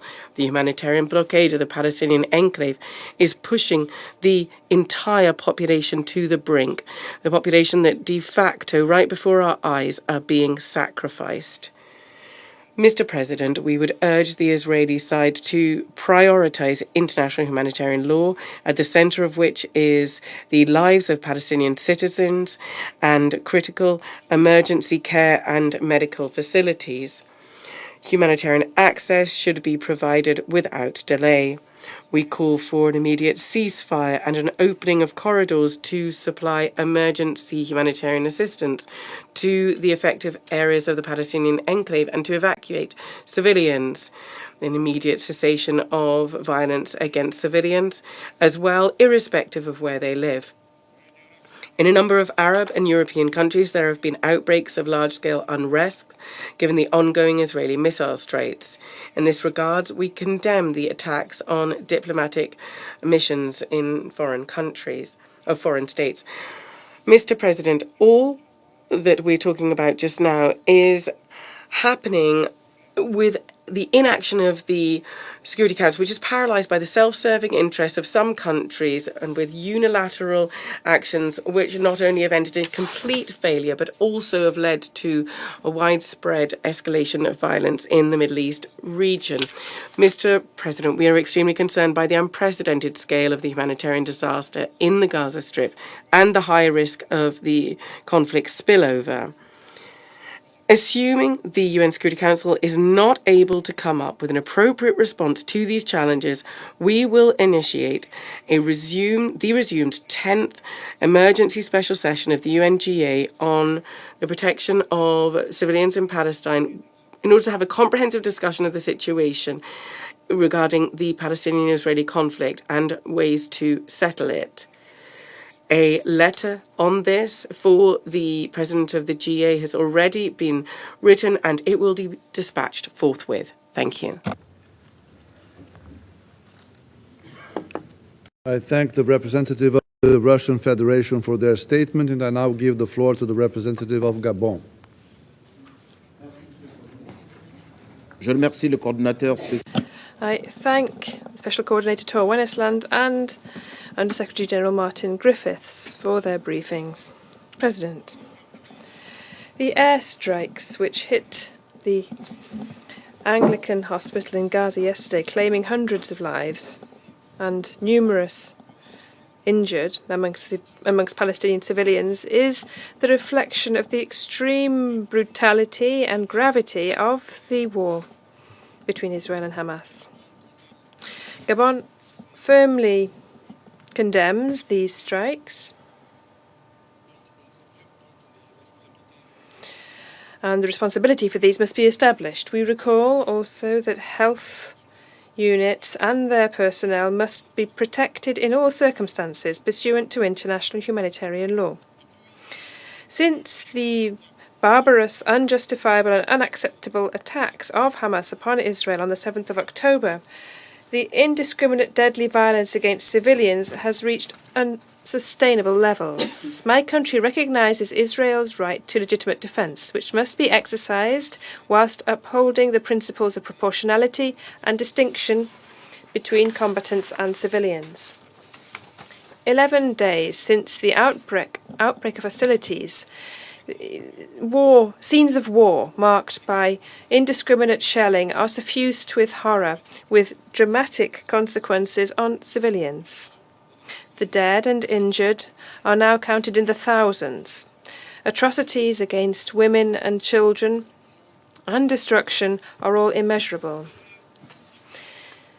In addition to the cynicism of using human shields, in addition to the rejection of hostage-taking of women and children, we at the moment are seeing millions of people under siege in Gaza, without water, food, gas or electricity, with death as their only prospect. It is time to bring an end to this deadly cycle of violence and this unbearable human distress. We call for an immediate cessation of hostilities and for the opening of humanitarian corridors to assist civilian populations in need in Gaza. All parties must abide by their obligations pursuant to international humanitarian law and allow for immediate, unhindered humanitarian access to those in need.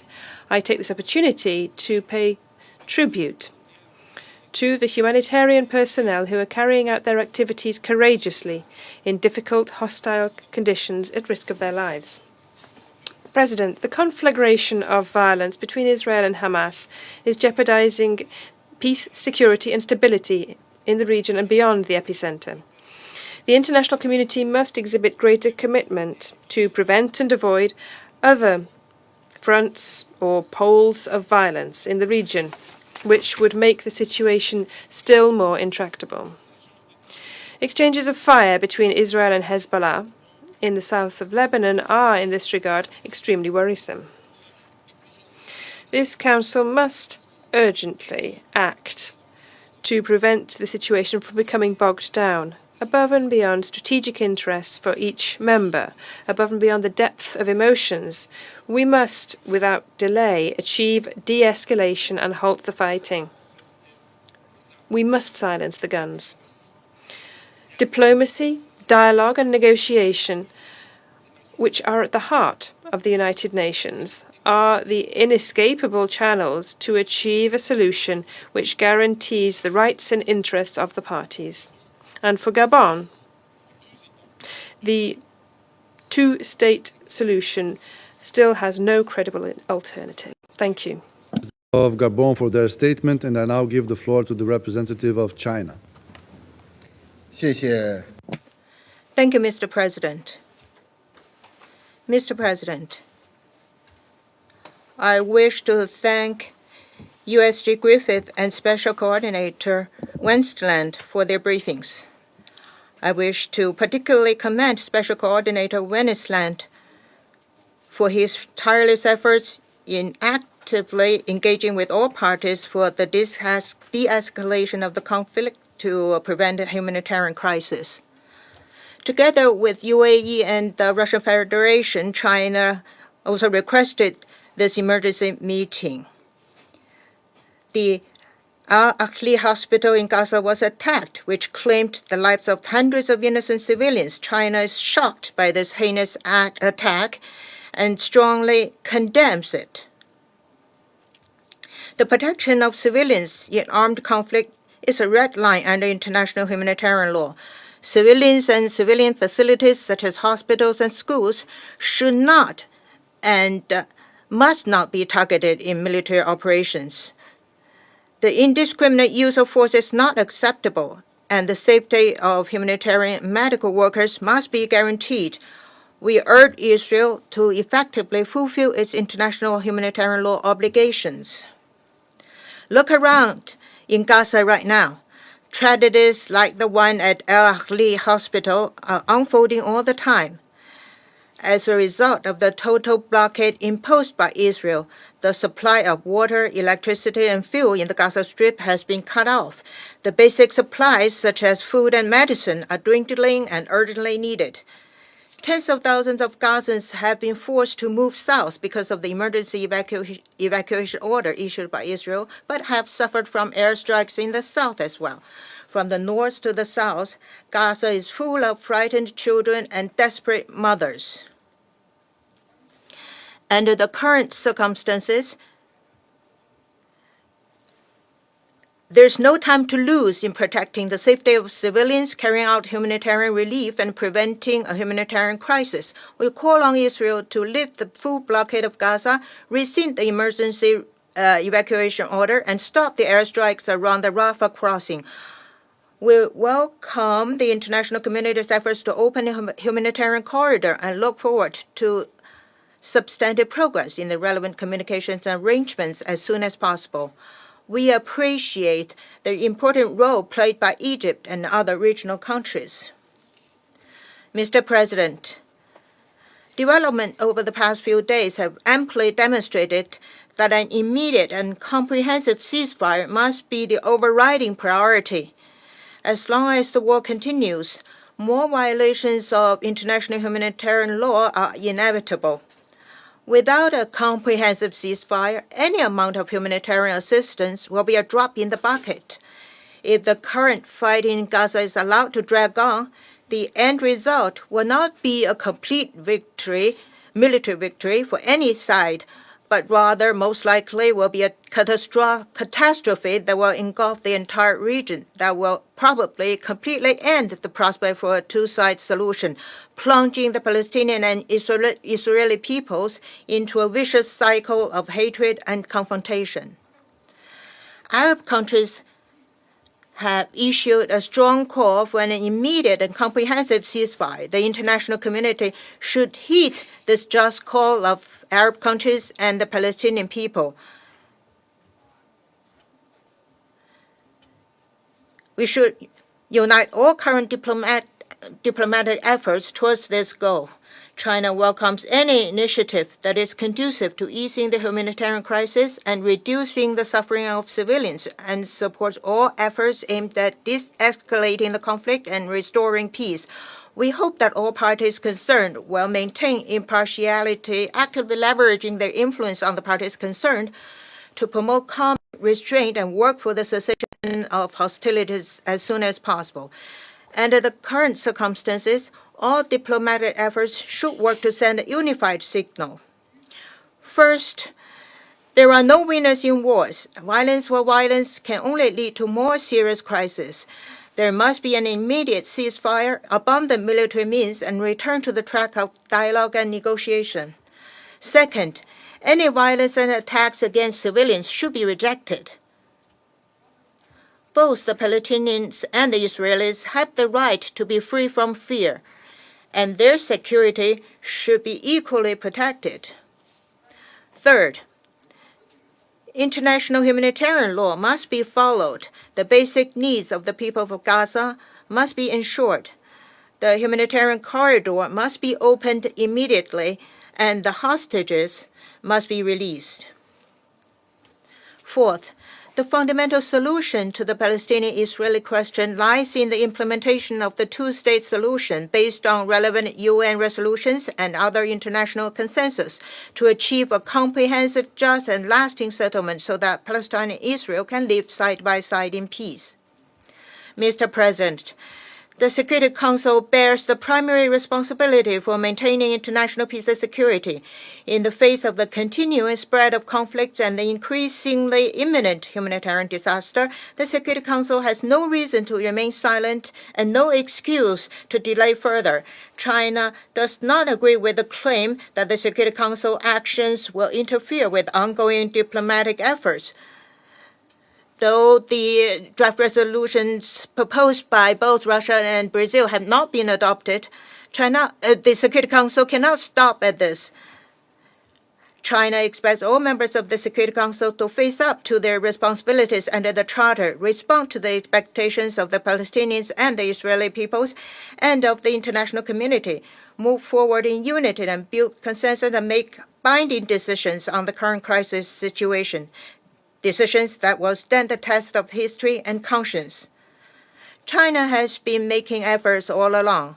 We will continue to work with the international community to play a constructive role for the ceasefire and the cessation of hostilities, the protection of civilians, and the prevention of further humanitarian crisis in order to realize a comprehensive, just, and lasting solution to the question of Palestine. Thank you, Mr. President.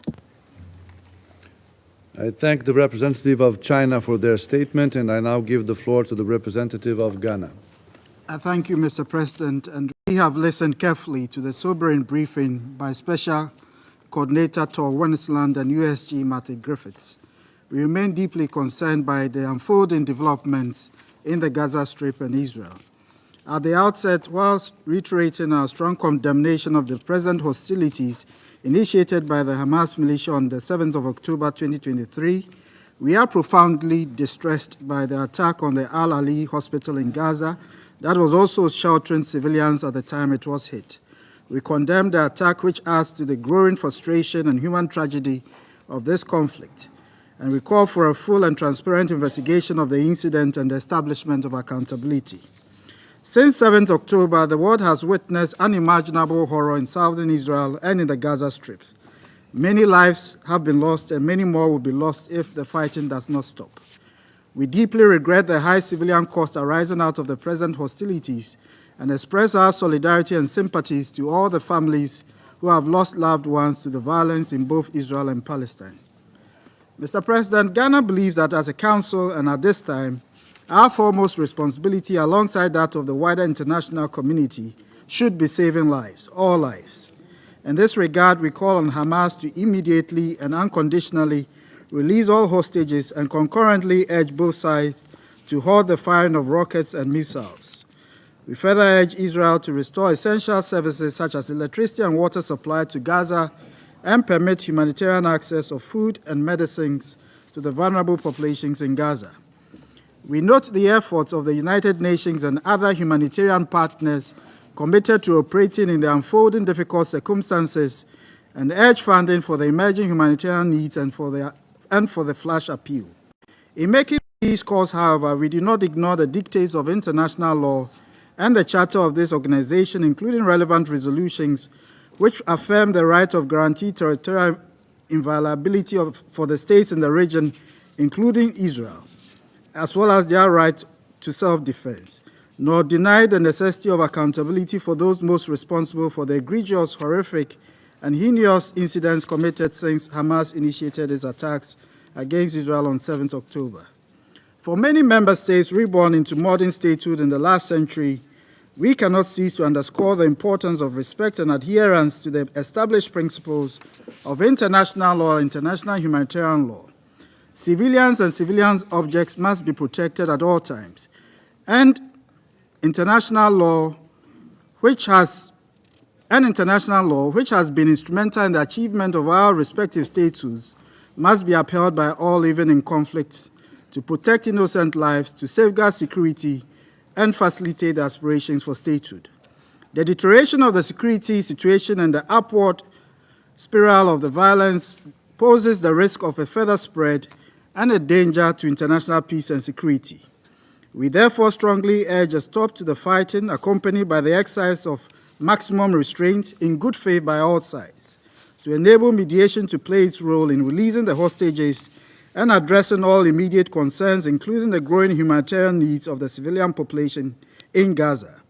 We must all make every effort to reverse the downward spiral and provide a horizon of hope for the people of the two nations. I conclude by reiterating Ghana's enduring commitment of support for achieving durable peace between Israel and Palestine. We believe that reinvigorating the Middle East peace process presents the most viable path for the international community to end the cycle of violence. The vision of a region where Israel and Palestine live side by side within secure and recognized borders should not be diminished even in this darkest of hours. I thank you. I thank the representative of Ghana for their statement, and I now give the floor to the representative of Switzerland. Merci, Monsieur le Président. Mr. President, thank you. Thank you very much for having convened this emergency meeting. I would also like to thank the Undersecretary General, Mr. Martin Griffiths, and Special Coordinator Tor Venesland for their very sincere descriptions of a very, very bleak situation.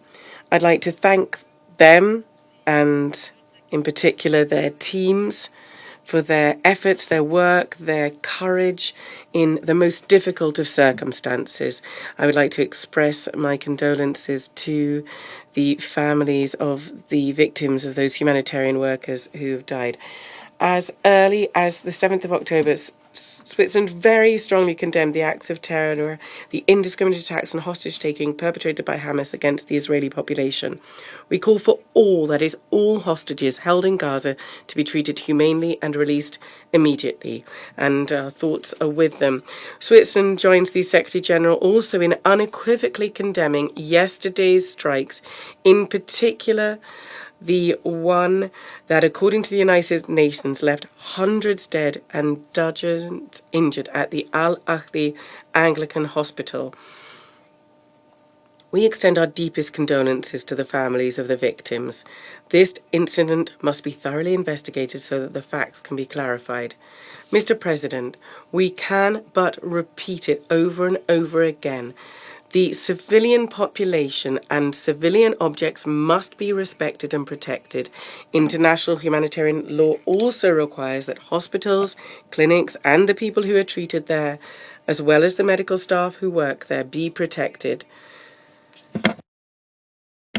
The same applies to UNRWA schools, which are civilian facilities of the UN. At the same time, the humanitarian situation in Gaza continues to deteriorate rapidly.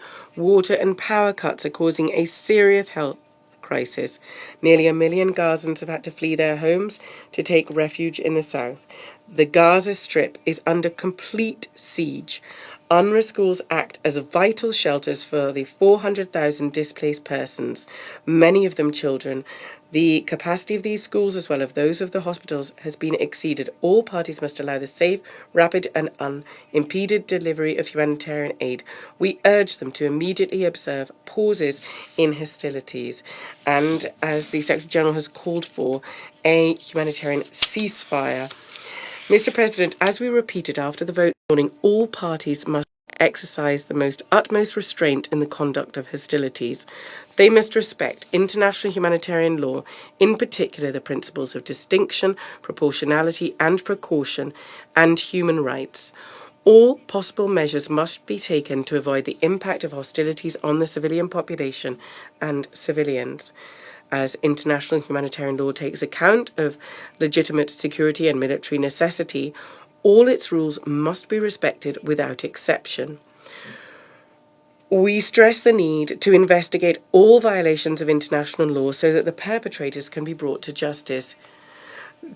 The respect for international humanitarian law can also curb a spiral of violence that could ignite the entire region. Mr. President, Switzerland underlines the importance of the good offices of the United Nations in this crisis. We'd like to thank them. We welcome the Secretary General's visit to Egypt and the region. As Under Secretary General Martin Griffiths and UNRWA Commissioner General, Philip Lazzarini said yesterday in a joint statement, and I quote, "Humanity must prevail in Gaza. Humanity must prevail everywhere. De-escalation must remain the priority. As members of the Security Council, we must redouble our efforts to contribute to this and exert our influence on the parties, individually and collectively, to do the same." Thank you. I thank the representative of Switzerland for their statement, and I now give the floor to the representative of Ecuador. Señor Presidente. President, we are grateful to the briefings of this morning and for convening this emergency meeting in the face of tragic news which exacerbates the escalation of violence which began on the 7th of October. I wish to express our deep sadness and condemnation in the strongest terms of the death of hundreds of civilians in the Al-Ahli hospital in Gaza. Hospitals cannot be the target of attacks in any circumstances or for any pretext. There is no justification at all for what happened yesterday. Likewise, we deplore the deaths of UNRWA personnel, teachers, doctors, engineers, psychologists and support staff. Humanitarian assistance staff must always be protected. President, since this is the first time I will be referring to this publicly, above and beyond the explanations which we provided this morning with regard to the vote, I wish to reiterate our absolute unequivocal condemnation of the unjustifiable terrorist attacks perpetrated by Hamas.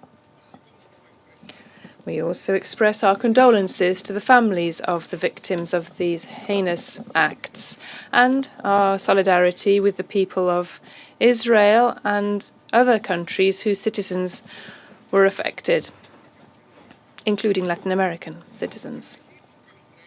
We demand that hostages taken by Hamas be released immediately and unconditionally. There is no possible justification of any kind for attacks against innocent civilians, and this is still worse if they are being used as human shields.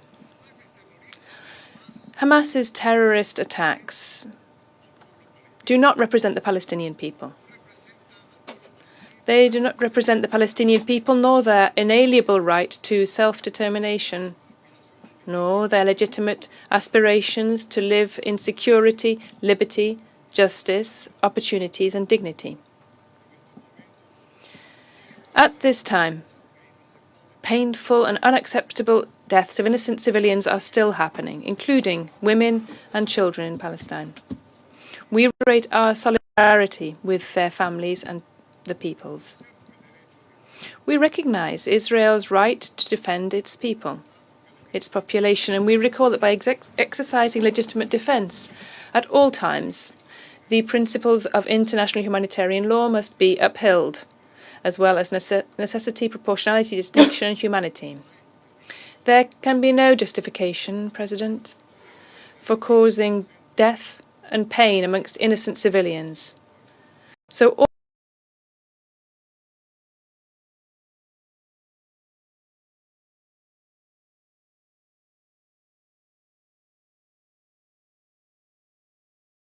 necessity, proportionality, distinction, and humanity. There can be no justification, President, for causing death and pain amongst innocent civilians. So all efforts must be deployed to avoid affecting civilians in this way. We therefore support the call by the Secretary-General to allow for rapid, unimpeded humanitarian access for vital products to Gaza, such as water, food and fuel. We recognise those who are making efforts to ensure that this is possible. Failing to achieve this would lead to an even greater tragedy. In this regard, we call upon all actors to exhibit restraint to avoid exacerbating tensions and prevent an expansion of violence to other zones. As my delegation has said on numerous occasions, the only way to end this conflict is through a negotiated, definitive and just solution for the parties, with the two-state solution, Palestine and Israel, upon the basis of 1967 borders and the relevant resolutions. Thank you very much. I thank the representative of Ecuador for their statement, and I now give the floor to the representative of France. Monsieur le Président. President, I thank Mr. Griffiths and Mr. Wennesland for their briefings. The situation in Gaza and the region is getting worse since the terrorist attack against Israel by Hamas on the 7th of October. It is regrettable that the Security Council was unable today, 11 days since the attack, to react and to act. It would have been high time for this Council to call for sparing the lives of all civilians. France condemns in the strongest terms the strike against the Al-Ahli hospital in Gaza City, which claimed a large number of Palestinian civilian victims. Nothing can justify a strike upon a hospital, and full light must be shed on this. It would have been high time for this Council to unambiguously condemn the Hamas's terrorist attack against Israel. Through the President of the Republic, France did that on the very day, by assuring Israel of our solidarity. It is for these reasons that France voted in favour of the resolution put to the vote today by Brazil. This draft unambiguously condemned acts of violence and terrorism against civilians and called for the urgent opening of humanitarian access to Gaza. Civilians who wish to be able to leave must be able to do so, and Hamas must not prevent them from this. France thanks Brazil for its initiative and its coordinating role. President, Israelis and Palestinians deserve to live in peace and security. I wish to recall France's unwavering solidarity with Israel in these testing times and our deepest condolences to all those families who have lost loved ones, including a significant number of French nationals. France reiterates its unswerving attachment to Israel's security and recalls Israel's right to defend itself whilst fully upholding international humanitarian law and preserving civilian populations in the face of the cowardly terrorist attacks targeting them. France also recalls that international humanitarian law is an obligation for everyone. The protection of civilian populations must be ensured. Humanitarian access to the Gaza Strip must be open without delay, and this means that the security of civilians must be fully guaranteed by humanitarian pauses. With this resolution, the Security Council could have recalled the urgent obligation to allow for the provision of vital supplies to the population of Gaza: water, food, electricity, fuel, medicines. The Council could have called for safe, unhindered access for United Nations and ICRC humanitarian workers to Gaza. With our partners, France is taking every measure to support the United Nations humanitarian operations in Gaza. We call upon members of this Council to do the same. In the face of the humanitarian emergency, France has mobilized 10 million euros of supplementary humanitarian aid for the population of Gaza, which will in particular finance actions by United Nations agencies such as UNRWA and the World Food Programme, as well as humanitarian NGOs. President, only a resumption of dialogue will allow for an end to the relentless violence. The emergency is a humanitarian one, but it is also a diplomatic one. We must do our utmost to avoid a regional conflagration. Those protagonists who could benefit from the situation must abstain from joining the conflict. President, the events of recent days confirm the fact, although it was hardly necessary to do so, that a political resolution to the Israeli conflict is urgent. The conditions for lasting peace are well known. They are indispensable guarantees for the security of Israel and a state for the Palestinians. The legitimate aspirations of the Palestinian people and the security of Israel are an indissociable whole. This is a line which France has always defended and will continue to follow. We must collectively mobilize in order to achieve this. Thank you. I thank the representative of France for their statement, and I now give the floor to the representative of Japan. Thank you, Mr. President. I thank Special Coordinator Tor Wensland and USG Griffiths for their updates. The past 2 weeks have been painful, tumultuous, and devastating. The situation in the Middle East is at a dangerous point where the risk of escalation is extremely high. We unequivocally condemn the terror attacks by Hamas and other Palestinian militants in Israel on October the 7th, where more than 1,300 were killed, 3,600 wounded, and nearly 200 taken hostage, overwhelmingly civilians. Japan demands the immediate release of the hostages without conditions. We are particularly appalled by the destruction of Al-Ahli Arab Hospital yesterday, where hundreds died. We feel strong indignation at the tremendous damage and harm done to innocent civilians. Attacks against hospitals or civilians cannot be justified on any grounds.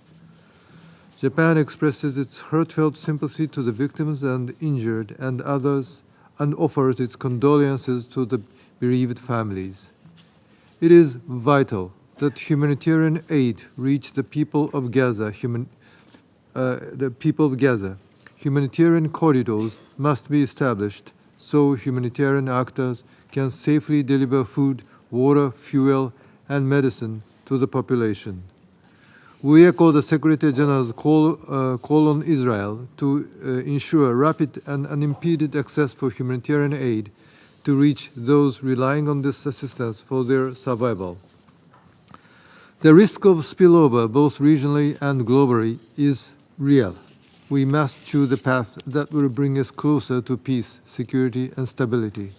And in this vein, Japan welcomes President Biden's visit to Israel, as well as engagement by other players, including Secretary General and UN agencies, that could urgently address the dire humanitarian situation in Gaza. We also encourage regional and other players to continue their efforts in negotiating the release of the hostages. For our part, Japan is engaging with other Council members to find common ground and take actions toward alleviating the plight of people in Gaza and preventing further escalation. Whatever the position of respective member states toward the peace process in the Middle East, one thing remains clear. No one wants to witness further loss of lives of the innocent. We must act without further delay. I thank you. I thank the representative of Japan for their statement, and I now give the floor to the representative of the United Kingdom. Thank you, President. And I'd like to start by thanking Under Secretary General Griffiths and Special Coordinator Wennesland for their sobering briefings. And through you, may I also thank your teams who are working tirelessly in the region, including in the face of considerable personal risk. And again, we extend our condolences to those who have lost their lives. President, the UK is shocked and deeply saddened by the destruction and the hundreds of lives that were lost and people who were killed at the Al-Ahli hospital in Gaza yesterday evening. This is a devastating loss of life, and our thoughts and prayers are with those who were impacted. The UK is working intensively to establish the facts. But fundamentally, hospitals are protected under international law and should not be targeted. President, as I've said, Israel has the right under the UN Charter to defend itself against Hamas' appalling terror attacks. We have also emphasised that every feasible precaution must be taken to minimise harm to civilians, and we continue to call for immediate, unimpeded humanitarian access to enable essential aid, water, food and medicines to reach civilians. Israel has itself acknowledged that it must act in accordance with international humanitarian law. President, the UK is clear that Hamas does not speak for the Palestinian people. Humanitarian support and access must be maintained into Gaza. To support that effort, we have announced a further £10 million in UK humanitarian support. And we call for the opening of the Rafah crossing and guarantees of security for any foreign nationals who wish to cross, as well as for vital humanitarian aid entering. President, we're also clear that we must avoid further escalation of any conflict in the region. That is why the Prime Minister and the Foreign Secretary have been working urgently to engage Israeli, Palestinian and regional leaders. President, the UK will continue to work with partners in the international community to break the cycle of violence across Israel and the occupied Palestinian territories and work towards the peace and security of Israelis and Palestinians. Thank you. I thank the representative of the United Kingdom for their statement, and I now give the floor to the representative of Albania. Thank you, Mr. President. I thank Special Coordinator Westland and USG Griffiths for their sobering briefings. The Middle East is in danger, one that we have not witnessed for decades. The dire humanitarian situation, as we heard, needs no explanation. The world is still in shock by the heinous and indefensible terrorist attack of Hamas and its consequences, including some 200 hostages. Given the brutality of attacks everyone has witnessed, there is reason to believe that the innocent people affected, if still alive, are kept somewhere in Gaza under conditions hard to imagine and describe. We strongly condemn such acts and reiterate our call for their immediate and unconditional release. Albania strongly condemns the terrorist attacks of Hamas and reiterates the call for a global condemnation of terror anywhere, by anyone, anytime. Terror cannot be justified. It cannot be excused. It should not be condoned, it should not be applauded, and it should not be glorified. It must only be condemned, and by all, it must be fought. It must be eradicated. We have said it many, many times. Violence breeds violence. But let's not forget, Hamas is not only harming Israelis, it is harming in the very same way innocent Palestinians. Hamas is responsible for what is happening in Gaza. It wants and works to destroy Israel, but by doing so, it also destroying the future of Palestine, and it's shattering the dreams of Palestinians for self-determination, obstructing the hopes of Palestinian statehood that Palestinian people deserve and that the international community rightly supports. Albania has always stood by any state to defend themselves, and in this case, it supports the right of Israel for self-defense and its legitimate right to provide security for its people in a proportional manner, in line with the principles of the UN Charter, while taking every precaution not to harm innocent civilians. Mr. President, the war against terror should not harm civilians. The innocent people in Gaza are fully entitled to care and protection. Human lives have the same value, be they Israeli or Palestinian. They both deserve to live in peace and security. The explosion of the hospital in Gaza is a tragedy. We extend our condolences to all those affected, and we mourn the patients, medical staff, and other innocent killed or wounded in this tragedy.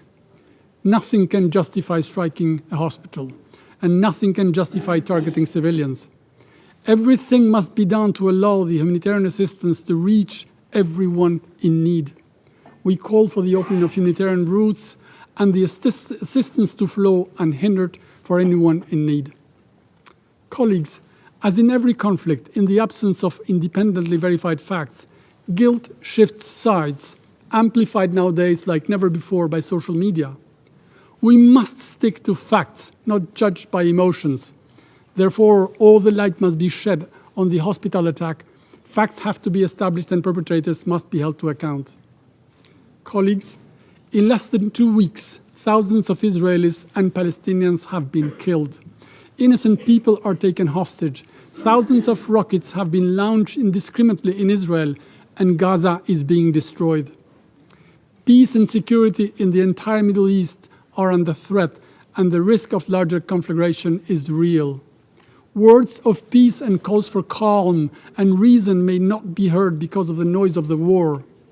But we should never, ever resign from efforts to bring the peace process back on track whenever this is possible. The regional and international actors must continue their efforts in order to respond quickly and wisely to the new reality and avoid the crisis spillover in the region and beyond. For us, there is no alternative. There can be no other possible solution than the one we have always supported and embraced. Two democratic states, Israel and Palestine, for two people, Israelis and Palestinians living side by side in peace, security, and dignity. And I thank you. I thank the representative of Albania for their statement, and I now give the floor to the representative of Malta. Thank you, President, for convening this emergency session. I also thank Special Coordinator Wennesland and USG Griffiths for their sobering briefings. All words will fall short as describing the horror that befell the Ali Baptist Hospital and the people of Gaza yesterday. One missile strike ended the lives of hundreds of people, all of whom were already acutely vulnerable. Malta condemns this action in the harshest terms. It tragically illustrates that there are no safe zones in Gaza. The Gazan population has nowhere to go. Many women and children, believing hospitals to be sanctuaries, have sought refuge within their confines, trusting in their status as protected spaces. While we recall the terror perpetrated by Hamas, as we speak, countless civilians in Gaza are devoid of basic amenities like running water or electricity. There is growing concern of dehydration and waterborne diseases, given the collapse of water and sanitation services. People are turning to UNRWA schools and hospitals throughout the area, seeking assurances of safety. It is imperative that this safety is assured. Safe zones must be immediately established and respected by all parties. The scale of the tragedy unfolding is a direct result of the chaos and devastation that permeates a conflict when international rules and norms are trampled upon. It is the international community's responsibility to make sure that these rules that are enshrined in international law guide our way forward. We stress that those with influence over the parties must underline the importance of respecting international humanitarian law. In this regard, Malta urges for an immediate humanitarian pause to take place. Humanitarian corridors also desperately need to be established to ensure that millions of civilians in Gaza are met with core necessities, including water, food, and medicine. It is an obligation of all parties to conflict to facilitate the delivery of humanitarian assistance. Parties must ensure that UN, ICRC, and humanitarian personnel are heeded full protection in their priceless work. We are distressed to learn that since 7th October, several aid workers have lost their lives to this war. We call for the establishment of an effective humanitarian notification system to be established in Gaza to protect civilians and aid workers alike. We cannot fail to underline the heroic work being undertaken by UNRWA. The agency operates in highly dangerous situations, going over and above their operational capacity. Malta condemned the deadly attack on an UNRWA school in Al-Maghzi, which also took place yesterday. Malta will be doubling its contribution to UNRWA. And we call for donors to step up their contributions, as many have done already. President, Malta is gravely alarmed at the growing risks of regional escalation due to this unprecedented war. It is critical that we prevent a regional spillover which would destabilize the entire region. We are concerned at the upsurge of violence in the West Bank, where over 60 Palestinians, including 16 children, have also been killed since 7 October. Dangerous skirmishes along the blue line between Lebanon and Israel are also deeply worrying and need to cease immediately. We call for all parties to exercise the utmost restraint and commit to a full de-escalation to avoid further human suffering and devastation. In the midst of this dark period, it is our responsibility to remain determined in ensuring that a just and comprehensive resolution to the Middle East conflict encapsulates all our efforts moving forward. We remain firm in our belief that this can only be achieved through a just and comprehensive resolution based on a two-state solution along the pre-1967 borders, addressing the legitimate aspirations of both sides, with Jerusalem as the future capital of two states, living side by side in peace and security, in line with the relevant Security Council resolutions and internationally agreed parameters. It is crucial for the Israeli and Palestinian peoples and for our shared humanity. Thank you. I thank the representative of Malta for their statement, and I now give the floor to the representative of the United States. Thank you, Mr. President. And thank you, Special Coordinator Wensland and Undersecretary General Griffiths, for your sobering briefings. Colleagues, President Biden just spoke to these issues in Israel, and he has made clear the United States is outraged and saddened by the explosion at the Al-Ali hospital in Gaza. We mourn this terrible loss of life. We mourn all the innocent civilians killed or wounded in this tragedy. Today, all of our hearts are heavy. My heart is heavy, and it is with the victims and the victims' loved ones. I cannot imagine the pain, the grief, the anguish they are going through. Last night, President Biden directed his national security team to continue gathering information about what exactly happened. While we continue to collect information, our current assessment, based on analysis of overhead imagery, intercepts, and open source information, is that Israel is not responsible for the explosion at the hospital in Gaza yesterday. Colleagues, the President has made clear, as I have in this Council, that we stand unequivocally for the protection of civilian life during conflict, unequivocally, in this conflict and in any conflict.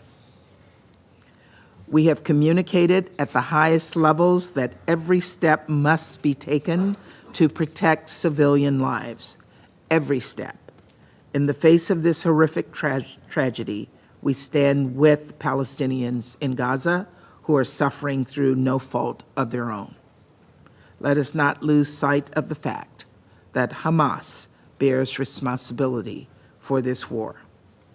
By slaughtering Israeli civilians and continuing to attack Israel, Hamas has wrought misery and destruction on Palestinians and the region, and it has done so for decades.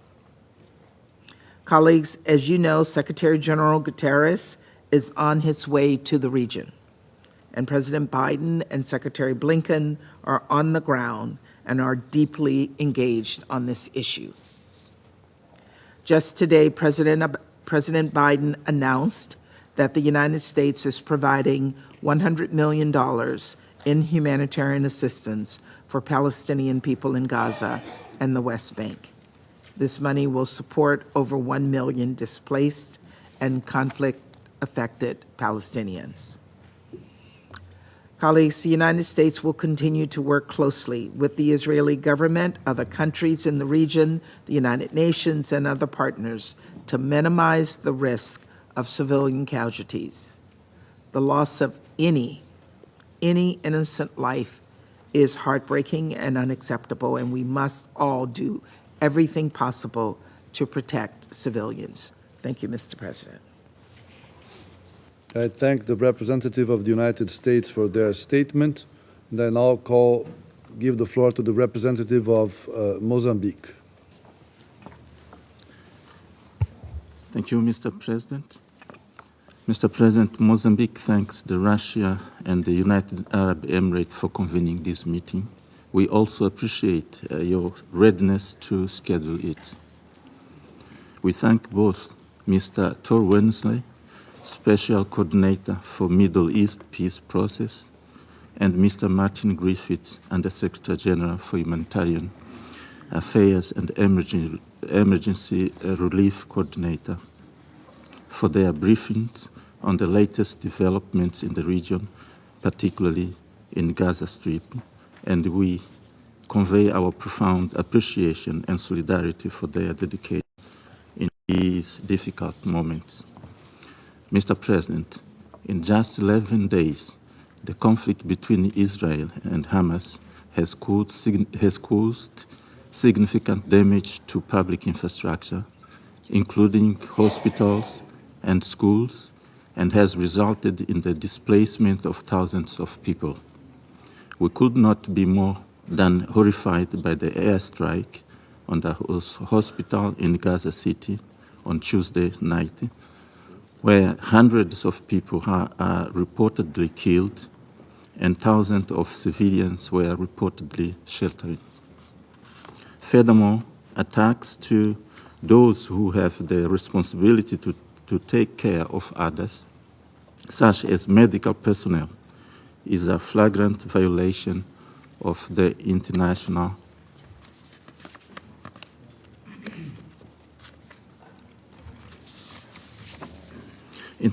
humanitarian law, and it can be perceived as war crimes. Needless to say that the situation has been further exacerbated by Israel's blockade of the Gaza Strip, leading to a shortage of basic necessities such as food, water, medical supplies, just to mention but a few. We strongly condemn the attacks to the civilian population, mainly children, women, and the elderly who suffer the most from the atrocities and grave effects of this war. In this regard, we reiterate our call loudly and clearly to the parties to de-escalate the tension, stop the bloodshed, halt the attacks, and stop the human suffering in the occupied territories in Gaza Strip. We should ensure that humanitarian assistance reaches desperate citizens immediately and unconditionally. As it is being described, the humanitarian situation is indeed dire, and it is reaching unprecedented levels of alarm. We fear that the humanitarian catastrophe will continue to unfold in Gaza. We therefore call on the international community to ensure respect for the fundamentals of international law and the protection of civilians.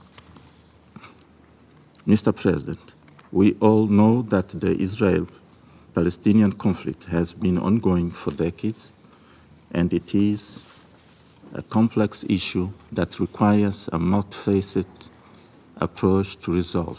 In fact, there have been many grassroots peace-building efforts between Israelis and Palestinians which have shown promise in fostering peaceful coexistence.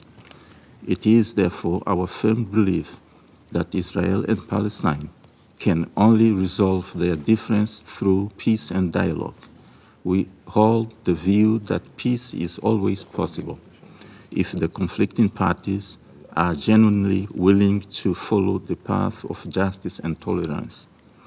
Concurrently, we resolutely reiterate our appeal to the members of this Council to redouble their role of influence toward a sustainable solution to the Palestinian situation in full compliance with the relevant resolutions, decisions, and other instruments of the United Nations.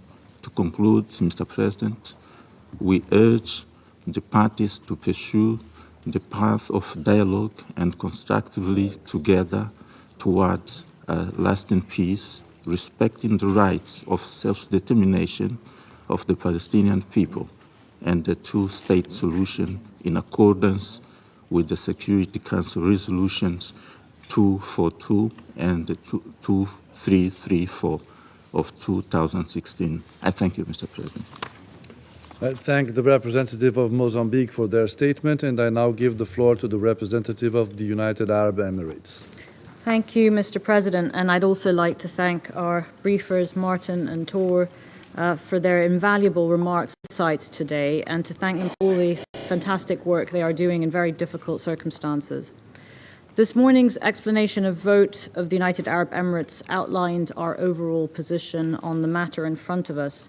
But in this briefing, which we called for with China and the Russian Federation, we really just wanted to focus concretely on the humanitarian situation, which is getting worse by the day. Because for nearly 2 weeks we have borne witness to the relentless and indiscriminate bombardment of Gaza following the heinous attack on Israel on the 7th of October. In Gaza, as a result, 1 million people are now displaced and more than 500,000 people are sheltering in UN facilities, and the UN system is not equipped for this response. There are reports of bombs being dropped on UN schools and buildings where people are running to seeking safety. And as USG Undersecretary General Martin made clear in his statement, the humanitarian situation on the ground is now catastrophic. The evacuation order for over 1 million people to try to move to safety is, in these circumstances, an impossible demand that fails to comply with international law. And yesterday, the situation got worse. The world watched the unthinkable happen, an attack targeted against the Al-Ahli Baptist Hospital, resulting in the death of more than 500 people. There's no ambiguity under international law in providing care to the wounded and sick. Hospitals and medical personnel must at all times be protected, and they must never, never be the target of an attack.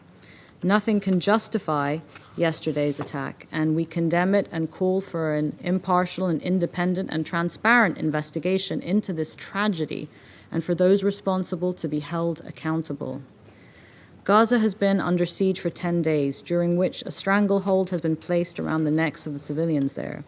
The descriptions of the humanitarian situation on the ground from both Martin and Tor give us a sense of what hell on earth might look like. The steps that need to be taken are clear and practical. This morning, the President of the United Arab Emirates, His Highness Sheikh Mohammed bin Zayed Al Nahyan, discussed some of those steps with the United Nations Secretary General. We need an immediate cessation of hostilities, as called for in the resolution that failed to be adopted today.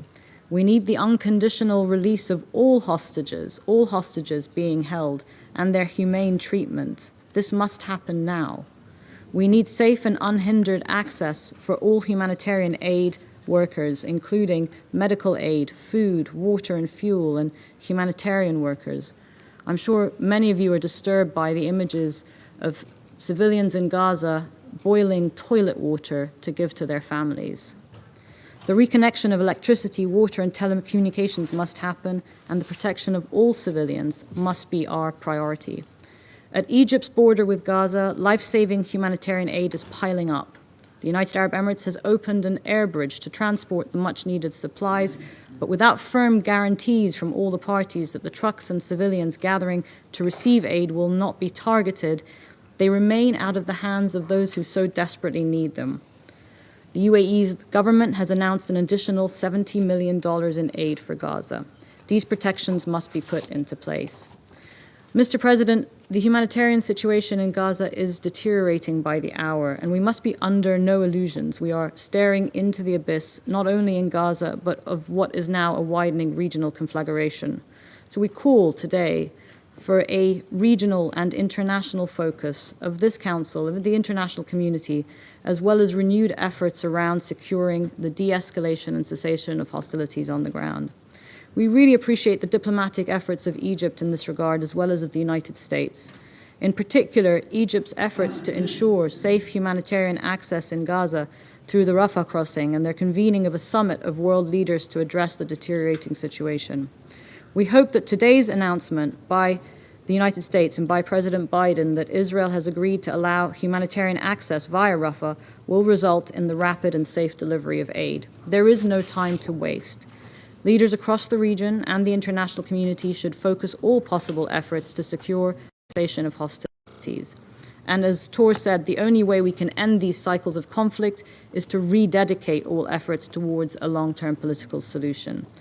The past 10 days cannot be undone, but our future remains before us to determine. How we act now to preserve our shared humanity, ensure respect for international humanitarian law, and alleviate the dire suffering of the people of Gaza will determine that course. Thank you. I thank the representative of the United Arab Emirates for their statement. I shall now make a statement in my capacity as the representative of Brazil. I thank our dear briefers for their comments and commend them for their extraordinary work in a very difficult situation. I also ask them to please convey our thanks to their people on the ground. Brazil is appalled by the catastrophic strike on the Al-Ahli Arab hospital in Gaza City that killed hundreds of civilians. It is simply abominable. Hospitals and medical personnel are and must be effectively protected under international humanitarian law. Yesterday's attack shows again that the civilians are the ones paying the ultimate price for this conflict. We stand in solidarity with the grieving families of the victims and offer our deepest condolences. Brazil unequivocally condemns the terrorist attacks and hostage taken by Hamas in Israel on October 7th. Acts of terrorism are unjustifiable regardless of their motivation, whenever and by whomever they are committed. We all call in the strongest terms for the immediate and unconditional release of all hostages and demand their safety, well-being, and humane treatment in accordance with international law. Any military response to terrorist acts or acts of aggression must be conducted strictly in accordance with the UN Charter, international humanitarian law, and international human rights law. The presence among the civilian population of individuals who may not qualify as civilians under international humanitarian law does not deprive the broader population of its civilian status. In addition to hospitals, airstrikes and the reckless use of heavy weapons such as missiles and shelling have also hit schools such as the UNRWA facility in Al-Maghazi refugee camp, resulting in tragic loss of life. The targeted UNRWA school had sheltered at least 4,000 people since October the 7th. This is unacceptable. Brazil urges the protection of civilians, humanitarian workers, including UN staff and assets and health facilities. We also condemn actions and decisions that have deprived the civilian population of Gaza of essential means of survival in violation of international humanitarian law. We urge the cessation of actions that result in the forcible transfer of civilians and actions that are inconsistent with international law. The imposition of such measures, particularly in conflict zones, only exacerbates the humanitarian crisis and further endangers lives, and it will fuel the conflict even more. The immediate objective is clear and urgent: to prevent further bloodshed and loss of life, and to try to ensure urgent and unimpeded humanitarian access to the affected areas. A humanitarian pause is urgent. Efforts should aim at a cessation of hostilities that would help to ensure the protection of civilians both in Israel and Palestine. To save succeeding generations from the scourge of war are among the very first words of the United Nations Charter, and these words were the primary motivation for the creation of the United Nations. How the United Nations, and the Security Council in particular, deals with the current humanitarian catastrophe will say a great deal about the future of the United Nations and multilateralism as a whole. Thank you. I resume my function as President of the Council. I now give the floor to the permanent observer of the Observer State of Palestine.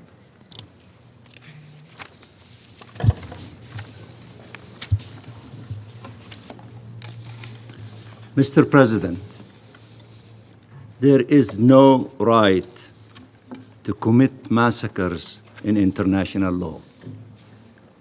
Israel is perpetrating massacres in Gaza every single day. For over 10 days now, You have witnessed it killing entire families, bomb shelters, schools, hospitals, residential buildings, convoys. You have heard it telling people to head south of Gaza and then bomb the south.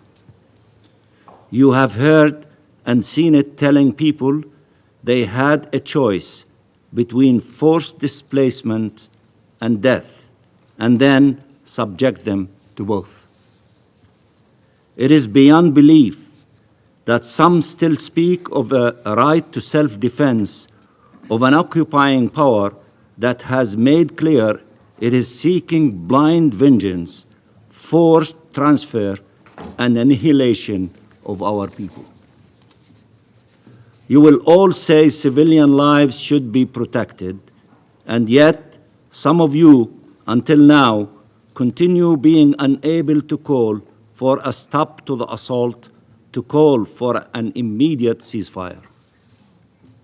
Those who cannot or will not call for a ceasefire will lose any credibility, any authority, and share some of the responsibility for the devastation that is occurring now.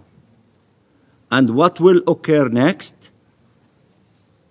And no one should want to be seen as complicit in these mass killings or their continuation. Had this council called for a ceasefire 2 days ago and acted accordingly, it would have saved hundreds of lives. Maybe, for some, saving hundreds of Palestinian lives is not such an important objective to pursue. But are you sure that Palestinian lives are the only ones you would be saving if you act? We told this council months ago, act to save lives, all lives. You did not hear us then. Don't make the same mistake now.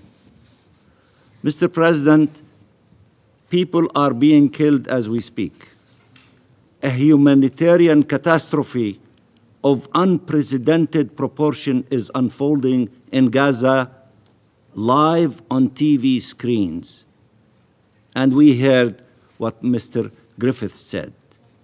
A political disaster is underway, and yet the Security Council of the United Nations is unable to say the only thing that truly matters. Stop the bloodshed. I repeat, stop the bloodshed. For those who think they can avert a humanitarian catastrophe and a regional spillover while Israel continues bombing and killing Palestinians, think again. The region is united in telling you it is not possible. Listen to them. The only way to prevent both is to stop this criminal aggression against our people. Mr. President, there is no speech, no legal contortion, no political cover that can clear Israel of its responsibility for the Palestinian civilians it is killing. For 75 years now, Israel has explained, brazenly justified, how it had to dispossess us, how it had to occupy our land, how it had to kill our people, all in full impunity. Killing more Palestinians will never make Israel more secure. 75 years of experience should have been proof enough for those who want to learn. There is no logic in this world, no moral in this world, and no law in this world that can justify the killing of a people. Innocent children, women and men, as a pretext to make another secure. another one secure. The whole world is watching. They're watching us. The events of the last 10 days may shape the next 10 years in our region and beyond. What happens next is decisive. If anyone thinks this is a situation under control for which you can plan and implement, they are making false and irresponsible assumptions. This is the kind of war where you know how it starts and have no clue how it ends. Until now, it can be stopped. And it should be stopped immediately. Any further delay is a risk no one should take.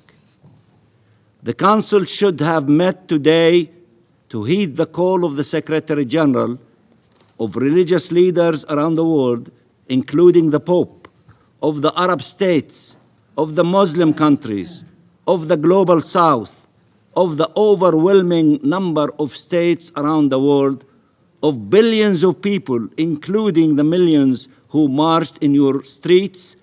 Stop the bloodshed, stop it now. Stop the bloodshed, stop it now. Listen to them. But it has not heeded these calls. It has not upheld international law unequivocally, equally, and responsibly. And in the next few hours, more Palestinians will be killed. Tensions in the region will rise to new dangerous levels. Anger and resentment will explode.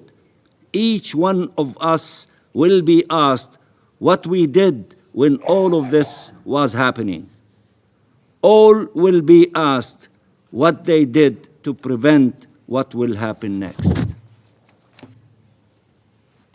The Council's failure to shoulder its responsibilities after 10 days of Israeli massacres against the Palestinian people, and after the killing of hundreds of people gathered in a hospital to find shelter and care, will mark public opinions in our region and the world for a very long time and affect belief in the protections of the law for all people, as well as their perceptions and reactions.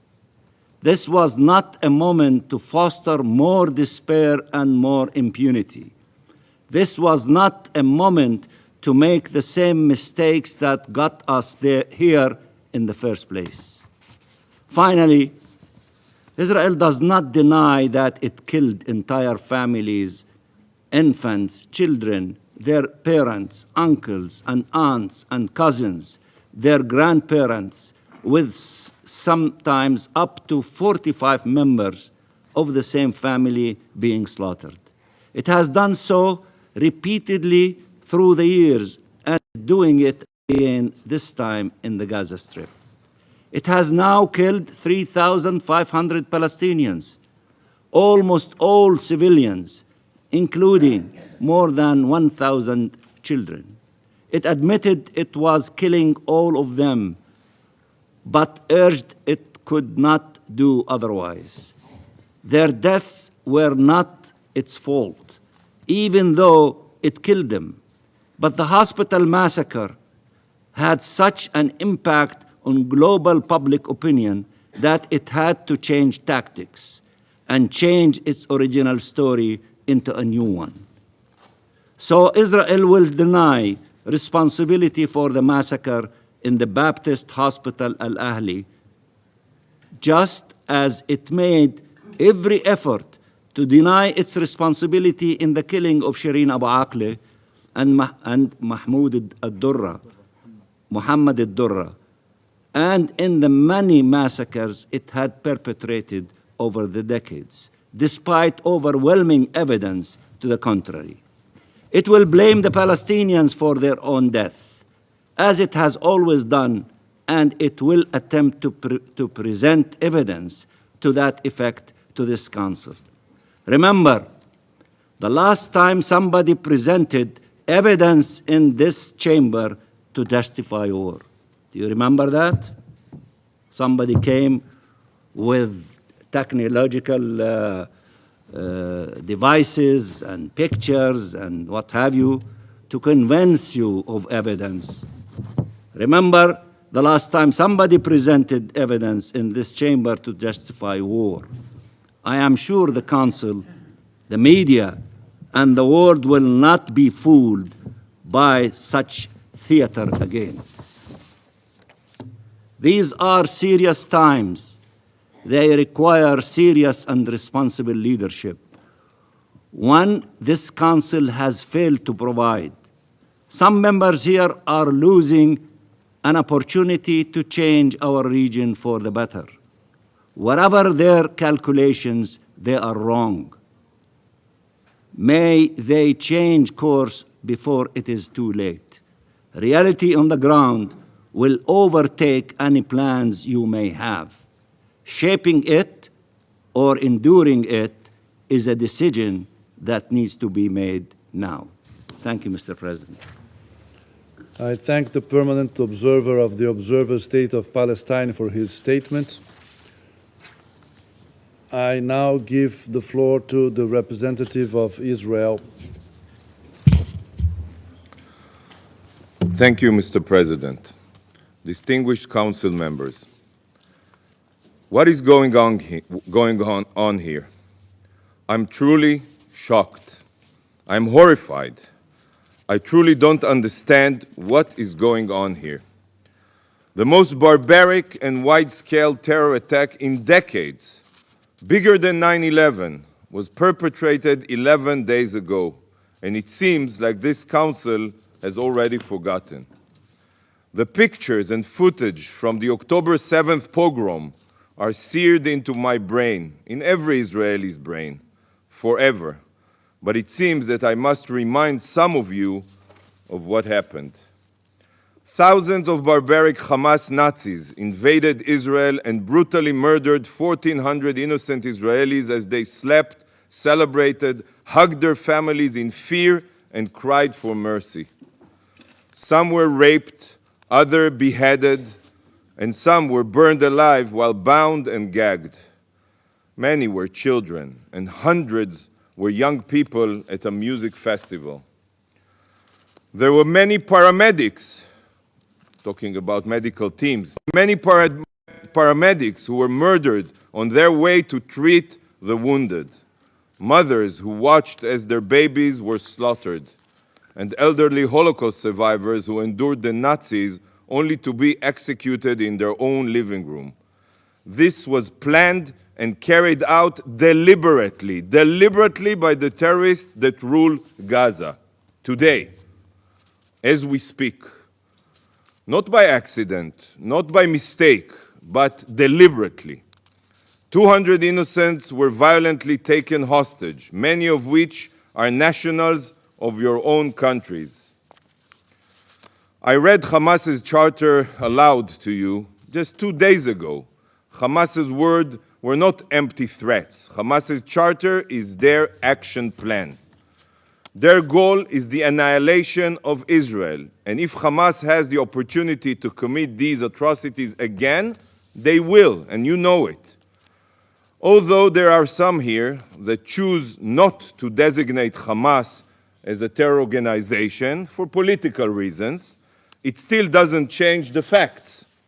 Hamas deliberately targets civilians and massacres children when given the chance. This makes Hamas a terror organization, no different than ISIS. They do not believe in dialogue, they don't want a dialogue, not in political solutions. They only believe in exterminating Jews and annihilating the Jewish state. And nothing can change their genocidal ideology. They don't even recognize the existence of international law. To all those who are talking about two-state solution and international law. There is only one solution to curing a cancer, and it is the evisceration of every cancerous cell, just as was done with ISIS and Al-Qaeda, complete obliteration. This is the only way to ensure such atrocities will never be repeated. Nevertheless, Look at what is going on here. 11 days after ISIS-like Hamas terrorists attempted to carry out another Jewish genocide, this council is not even focused on their heinous crimes. Up until today, you have not even done the most basic thing. You have not condemned, as a council, Hamas's brutal terror attack. It is really unfathomable. You cannot unite even on that basic thing. You are not focused on what needs to be done to free Gaza from Hamas and ensure that the oppression of the Gazan people by their tyrants ends. Instead, the Council is fixated only on humanitarian corridors and aid. These are important and noble causes, but they are certainly not a solution to prevent Hamas's next atrocious massacre. How is it possible that you are only dealing with resolutions like the one that was voted upon today? It's tragic to say, but this council is playing the exact role that Hamas was written for it in their script of death and terror. And I will explain. Israel unilaterally withdrew from Gaza 18 years ago. Hamas was then elected by the people of Gaza. I hear a lot that they do not represent them. Elected. And after murdering the Palestinian Authority officials by throwing them off rooftops, Hamas proceeded to convert every inch of the Gaza Strip to a war machine. Where was the council then? Where was the council when Hamas exploited the billions of dollars in international aid to embed terror infrastructure within and below densely populated residential areas? Where were you? Where was the UN? The UN knew all of this, but it remained silent. Hamas then spent the following 17 years terrorizing Israel by firing tens of thousands of rockets indiscriminately at Israeli towns and cities, while hiding behind their own civilians. Where has the council been? As we speak, right now, sirens are wailing. Millions in Israel are running to find shelters. Hamas does this so that once Israel strikes back, they can parade the bodies of the civilians in Gaza that they hid behind.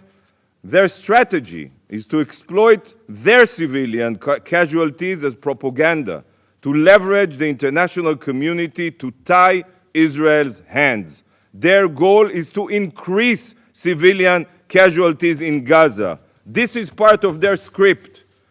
They know that they cannot beat Israel on the battlefield. Of course they know it. So they want to terrorize our citizens deliberately, only citizens, and then weaponize the UN to prevent Israel from obliterating them so they can rebuild, rearm, and continue terrorizing Israelis. They have a lot of patience while working towards annihilating Israel, a lot of patience. This is Hamas's script. This is their playbook. And shockingly, even after the recent slaughter, it's still working for them. Do you not understand that just by holding this session with its focus, the Council is showing Hamas that they can fool everyone again and again and again? I reiterate, so far this Council has not even condemned Hamas for the atrocity it perpetrated, let alone held Hamas fully responsible for the situation in Gaza. But here we are, discussing humanitarian corridors. Does nobody else see how ludicrous this is? Calling for calm, restraint, and ceasefires is like putting a Band-Aid on a bullet wound. Such steps will not eradicate the cancer that is Hamas. Humanitarian corridors will not prevent the next atrocity. The only thing that will is the utter obliteration of this satanic entity. What are you doing to prevent this evil? Perhaps if for once the Council condemned Hamas, the people of Gaza would begin to comprehend the absolute destruction their leaders have brought upon them. Perhaps they would stand up to these barbaric savages. Yet every time the international community pressures Israel and attempts to tie our hands, it only serves to embolden these genocidal terrorists, increases their popularity, and ensure that this evil lives to see another day. Distinguished Council members, perhaps the most fundamental part of this issue is that some have still not internalized what Hamas truly is. This emergency session and the resolution voted upon were triggered, we all know it, by the propaganda of savage jihadists. Let that sink in. Claims made by baby-killing terrorists were accepted here and repeated today, by the way, at face value, without a second thought. And this is what triggered this session. Every piece of information that comes out of Gaza cannot be trusted. Hamas runs Gaza. Hamas runs all Gazan institutions. So whatever comes out of the Strip is not the truth. It is what Hamas wants you to hear. Sadly, transparency and the truth are not central values for genocidal terrorists. In August 2022, Sarah Mascroft, the former head of office for OCHA in Gaza, tweeted a condemnation of the Palestinian Islamic Jihad for their indiscriminate rocket fire at Israeli civilians. August 2022, you can check. Almost immediately, Ms. Mascroft, the head of OCHA, was removed from her post and deleted her tweet. This made Israel very upset, obviously, so I asked her boss, I hope he's still with us, Under-Secretary General Griffith, UN would remove an official from their post for condemning acts of terror that deserve UN condemnation. Do you know what he told me? He said that Ms. Mascroft was transferred because, according to UN information and assessments, there was danger to her life. Danger to her life.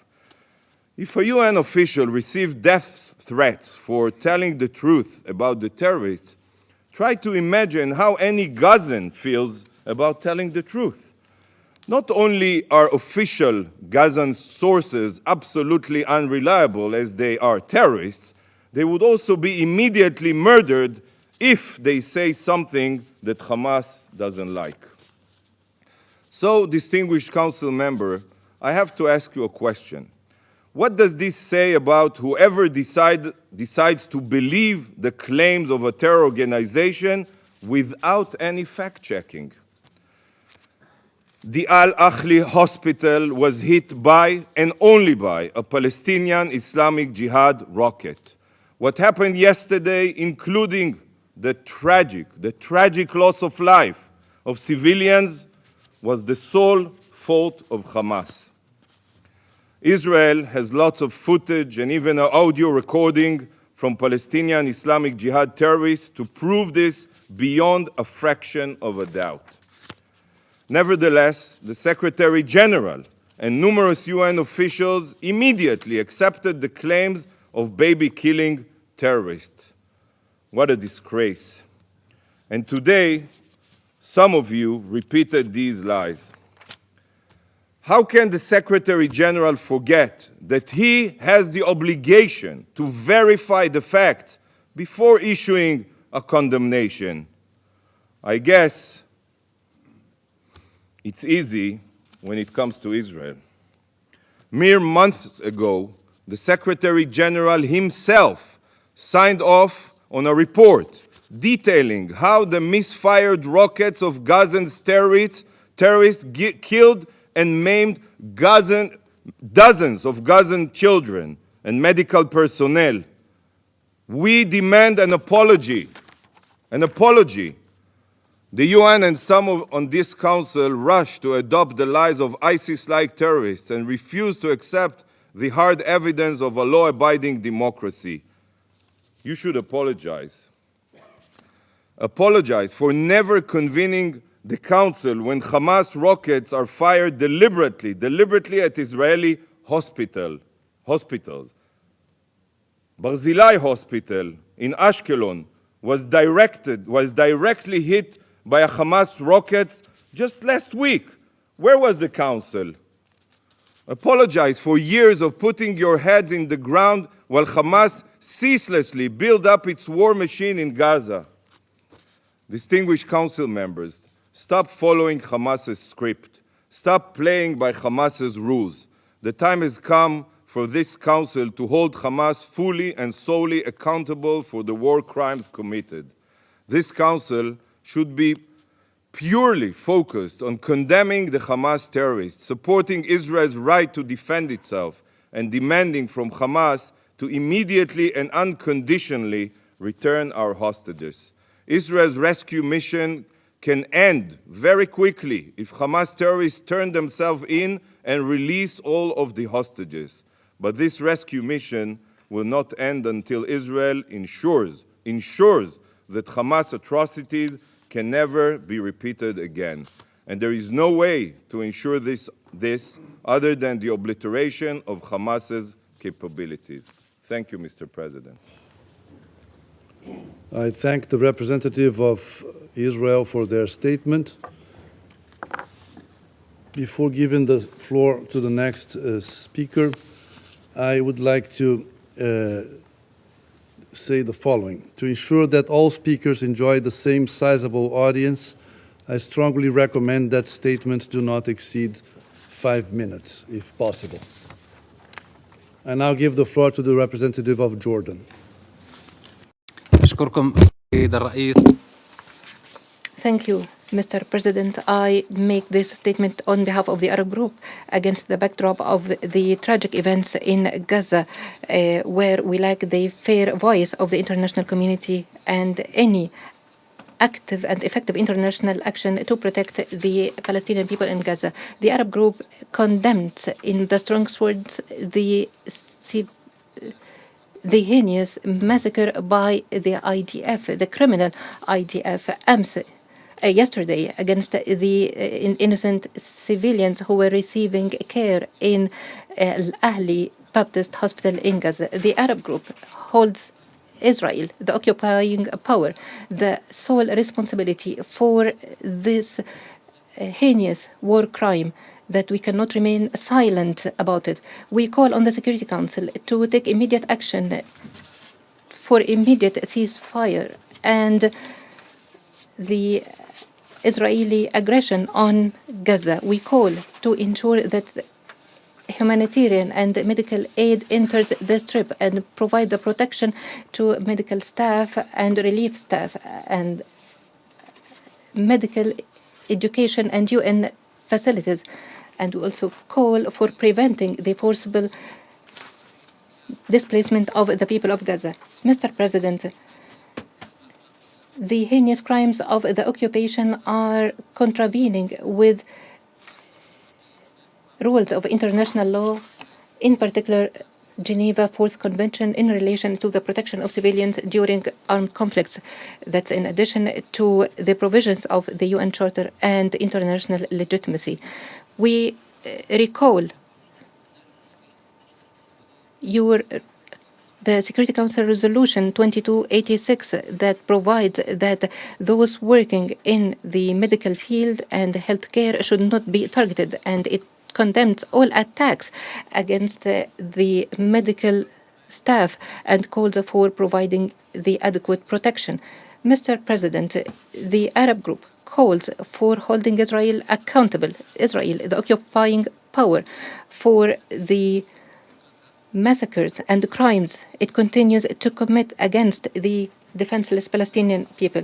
The targeting by Israel of the Baptist Ahli Hospital is not coming out of vacuum. As we mentioned before, the pronouncements from the Israeli officials was clear. It indicated that Israel will not protect, it will not respect the humanitarian and moral values which sees that hospitals should be evicted.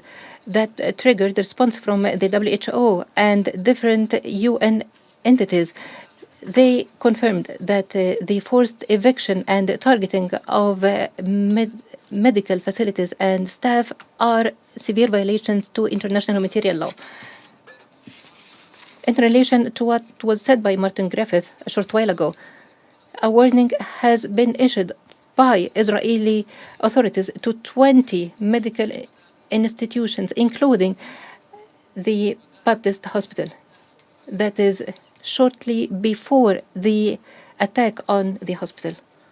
In this connection, we stress that the heinous crimes against the people of Gaza are crimes against the humanity of all of us. Condemn this attack is a humanitarian call, purely humanitarian call, that makes it incumbent upon us to unify, to put an end to this war, and to provide the necessary international protection to the Palestinian people immediately.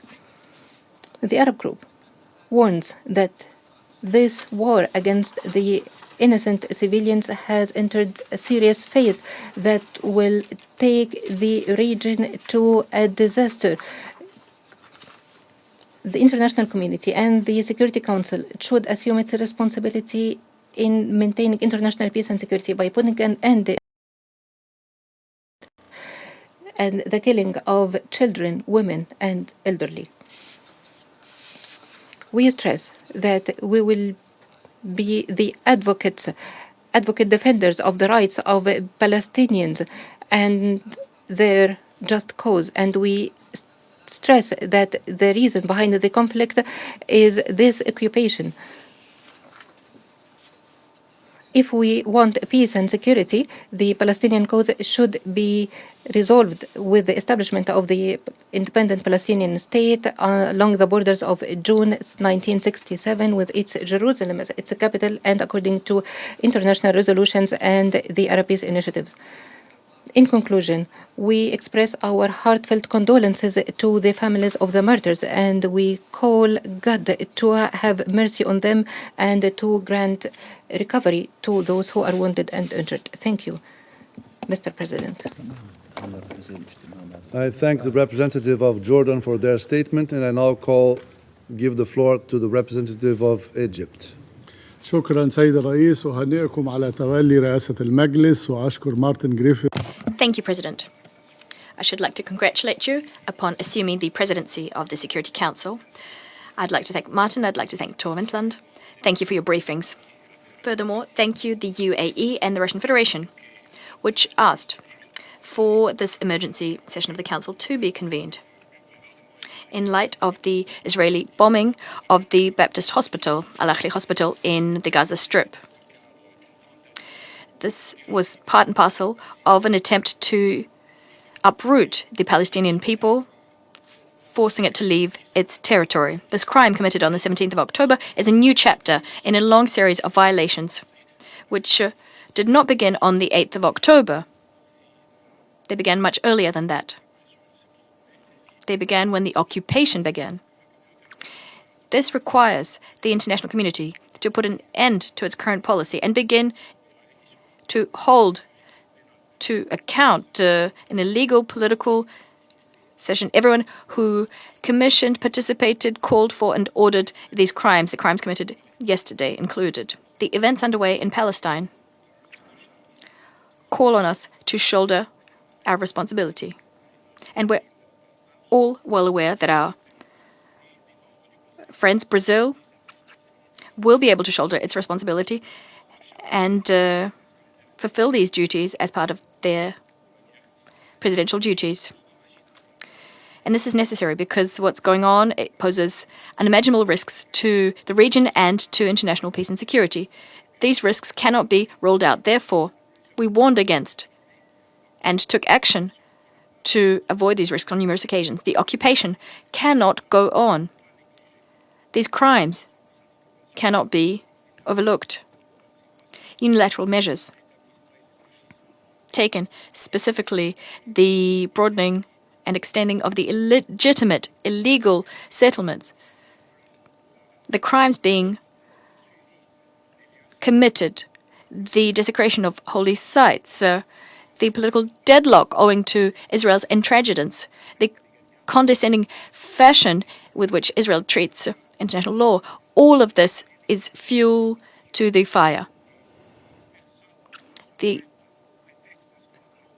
We must ensure that no one uses what we've just said as a pretext. They shouldn't recycle narratives accusing us of terrorism. We'd like to therefore reiterate, speaking before you, speaking before this august assembly, speaking before the world, our categorical rejection and direct condemnation of all acts which involve taking of civilian hostages. This is a position which we expressed.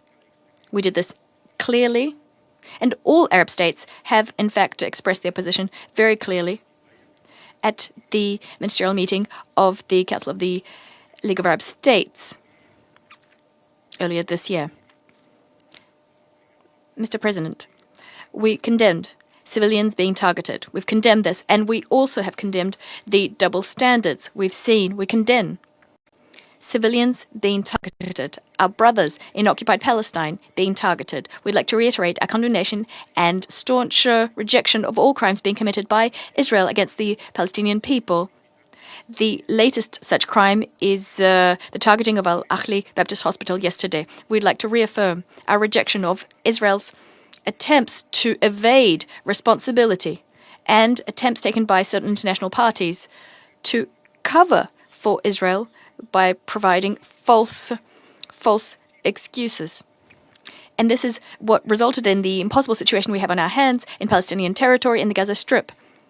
We see civilians being bombarded in their homes, in hospitals, because of the ongoing refusal to adopt initiatives geared towards ensuring calm and political initiatives as well. Unless the international community shoulders its share of responsibility in full, unless this august council shoulders its full share of responsibility vis-à-vis this explosive situation, we won't have a clear vision of the procedure that's required. And we do have a clear vision. We need an immediate and unconditional cessation of hostilities. And we are surprised. This is the ordinary procedure which applies in all armed conflicts. Nevertheless, we don't see the same level of commitment geared towards achieving this in Gaza, despite the risk of the conflict spilling over. There are some states which have not done their utmost to achieve a ceasefire, but we must say that they will not necessarily be spared these risks. This might fuel the flames of conflict. Second, we need to guarantee the protection of civilians. We need to furnish humanitarian assistance to civilians. We were equally taken aback to see that this principle, which is one of the most fundamental principles of humanity, the fact that we're debating this principle, the fact that it is controversial when the protection of civilians in armed conflicts is one of the pillars of international law. It is, in fact, one of the pillars of humanity. We must therefore immediately cease targeting medical institutions, which is something that's been condemned by various UN Security Council resolutions, such as Resolution 2286, which condemns all violence and acts committed against hospitals and other medical facilities. We also need to immediately abolish the evacuation order. That's what Israel calls it. This is one of the most abominable instances of forced transfer of populations in the modern era. This is a fallacious justification which Israel claims to be a means of protecting civilians. Third, we must put an end to hate speech, to justification of crimes committed against the Palestinian people, to their demonization. Animals. This is a term that was used by an official of a country which claims to be democratic. This description, these words, were not commented on by other states which continuously talk about the principles of humanity. This kind of speech poisons our minds and fuels conflict. Fourth, we need to do our utmost to deploy all efforts to free detainees, hostages, and ensure they are treated in keeping with international law and the principle of humanity. Mr. Chairman, Egypt, ever since the latest conflict began, has been working as part of its historic role to help the Palestinian people and restore peace. We're working with this vision in mind. We want to establish a ceasefire by taking measures to uphold and guarantee humanitarian access to the Gaza Strip and to mobilize sufficient aid. Egypt also called for the convening of an emergency summit in Cairo on the 21st of October with the participation of all international parties and regional parties affected by the crisis. Under these very pressing circumstances, given the risk of escalation, in order to overcome this crisis and somehow pave the way for a lasting, comprehensive and fair solution, we stand convinced that simply managing the crisis, circumscribing the aspirations of the Palestinian people, is an approach which should be consigned to history. Mr. President, Egypt, the Egyptian people all over the world have their eyes on you. The eyes of the world are on you, on the Security Council, so that the Security Council shoulders its responsibility, puts an end to this war which was waged by Israel against Palestinian territories and against an innocent, unarmed people. And all this people wants is to enjoy its fundamental rights to freedom and to live in dignity in an independent state like all other peoples of the world. Thank you, Mr. President. I thank the representative of Egypt for their statement. I insist that to ensure that all speakers enjoy the same sizable audience, we strongly recommend that statements do not exceed 5 minutes. And also for the sake of a good communication, that speakers speak in a tone of, in a rhythm that will allow a good translation and the good performance of our translators. Thank you. I now give the floor to the representative of Oman. السلام عليكم ورحمة الله وبركاته. أدلي بهذا البيان نيابة عن الدول الأعضاء في مجلس التعاون لدول الخليج العربية وهي I'm making this statement on behalf of the members of the Operational Council, that is the Kingdom of Saudi Arabia, Bahrain, Oman, the State of Qatar, Kuwait, the UAE, and the Sultanate of Oman, as I already said. Allow me at the outset to align myself with the statement that's just been delivered by the representative of the Hashemite Kingdom of Jordan on behalf of the Arab Group. I wish to congratulate you and your friendly country, Brazil, for the presidency of the Security Council this month.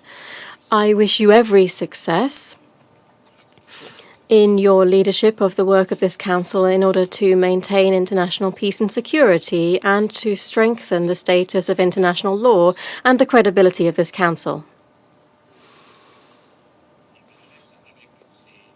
In parallel with the noble principles and the august aims of the United Nations Charter, Mr. President, ladies and gentlemen, the council held a meeting a few days ago to review the developments in the situation in the Middle East, and particularly in the occupied Palestinian territories and the Gaza Strip, and to undertake measures and tangible, practical steps to maintain peace, security, and to avoid an escalation and blood flowing. Unfortunately, this council wasn't able to take a resolution. The result is more murders, more destruction, increasing collective punishment, and innocent souls who have been killed. It is not a new situation, particularly with regard to Israel. For 75 years, this council, which is mandated by the international community, has been unable to find a solution, a lasting, comprehensive, fair solution to this situation on the basis of legal international law resolutions, on the basis of international law, including the resolutions adopted by this council itself, including Resolution 2243 and 2334. What we're seeing today is nothing new. It is the outcome of victims on both sides. The result is victims on both sides and a full lack of security. The cause of all this is two double standards, which has led Israel to rely on this council and its resolution, to defy this council and its resolutions. Once, time and again, it has perpetrated massacres against the Palestinian people. This people that have put their confidence, their trust in the international community. They put their trust in this council to provide necessary protection. The massacre of the Al-Ahli Baptist Hospital in Gaza, which to now counts 500 martyrs, most of whom are women, children, and older persons, as well as medical staff, not to mention the hundreds of wounded, is a dangerous escalation. Isn't this a violation of international law? Isn't this a violation of international humanitarian law, including the Geneva Conventions of 1949? Isn't Israel here an occupying state in the Palestinian territory which has a responsibility to protect civilians in the time of war? Haven't they killed this unimaginable number of human beings, torn them to pieces before the eyes of the world? Isn't this a criminal terrorist act, a flagrant violation of international law? Allow me now to refer to what was already mentioned by the Euro-Mediterranean Observatory for Human Rights. They said that the Israeli army launched missiles on the Gaza Strip over the last few days. This is similar in scale to a quarter of a nuclear bomb.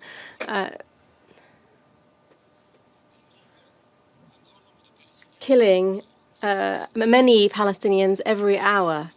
This is a pursued cycle of violence that has destroyed 17,000 residential buildings, more than 87,000 residential units. Added to that, we see the destruction of schools, 18 mosques, 165 other holy sites, and the number continues to increase. If this isn't a violation, if it isn't a massacre perpetrated against the Palestinian people, allow me to ask you then, when will the international community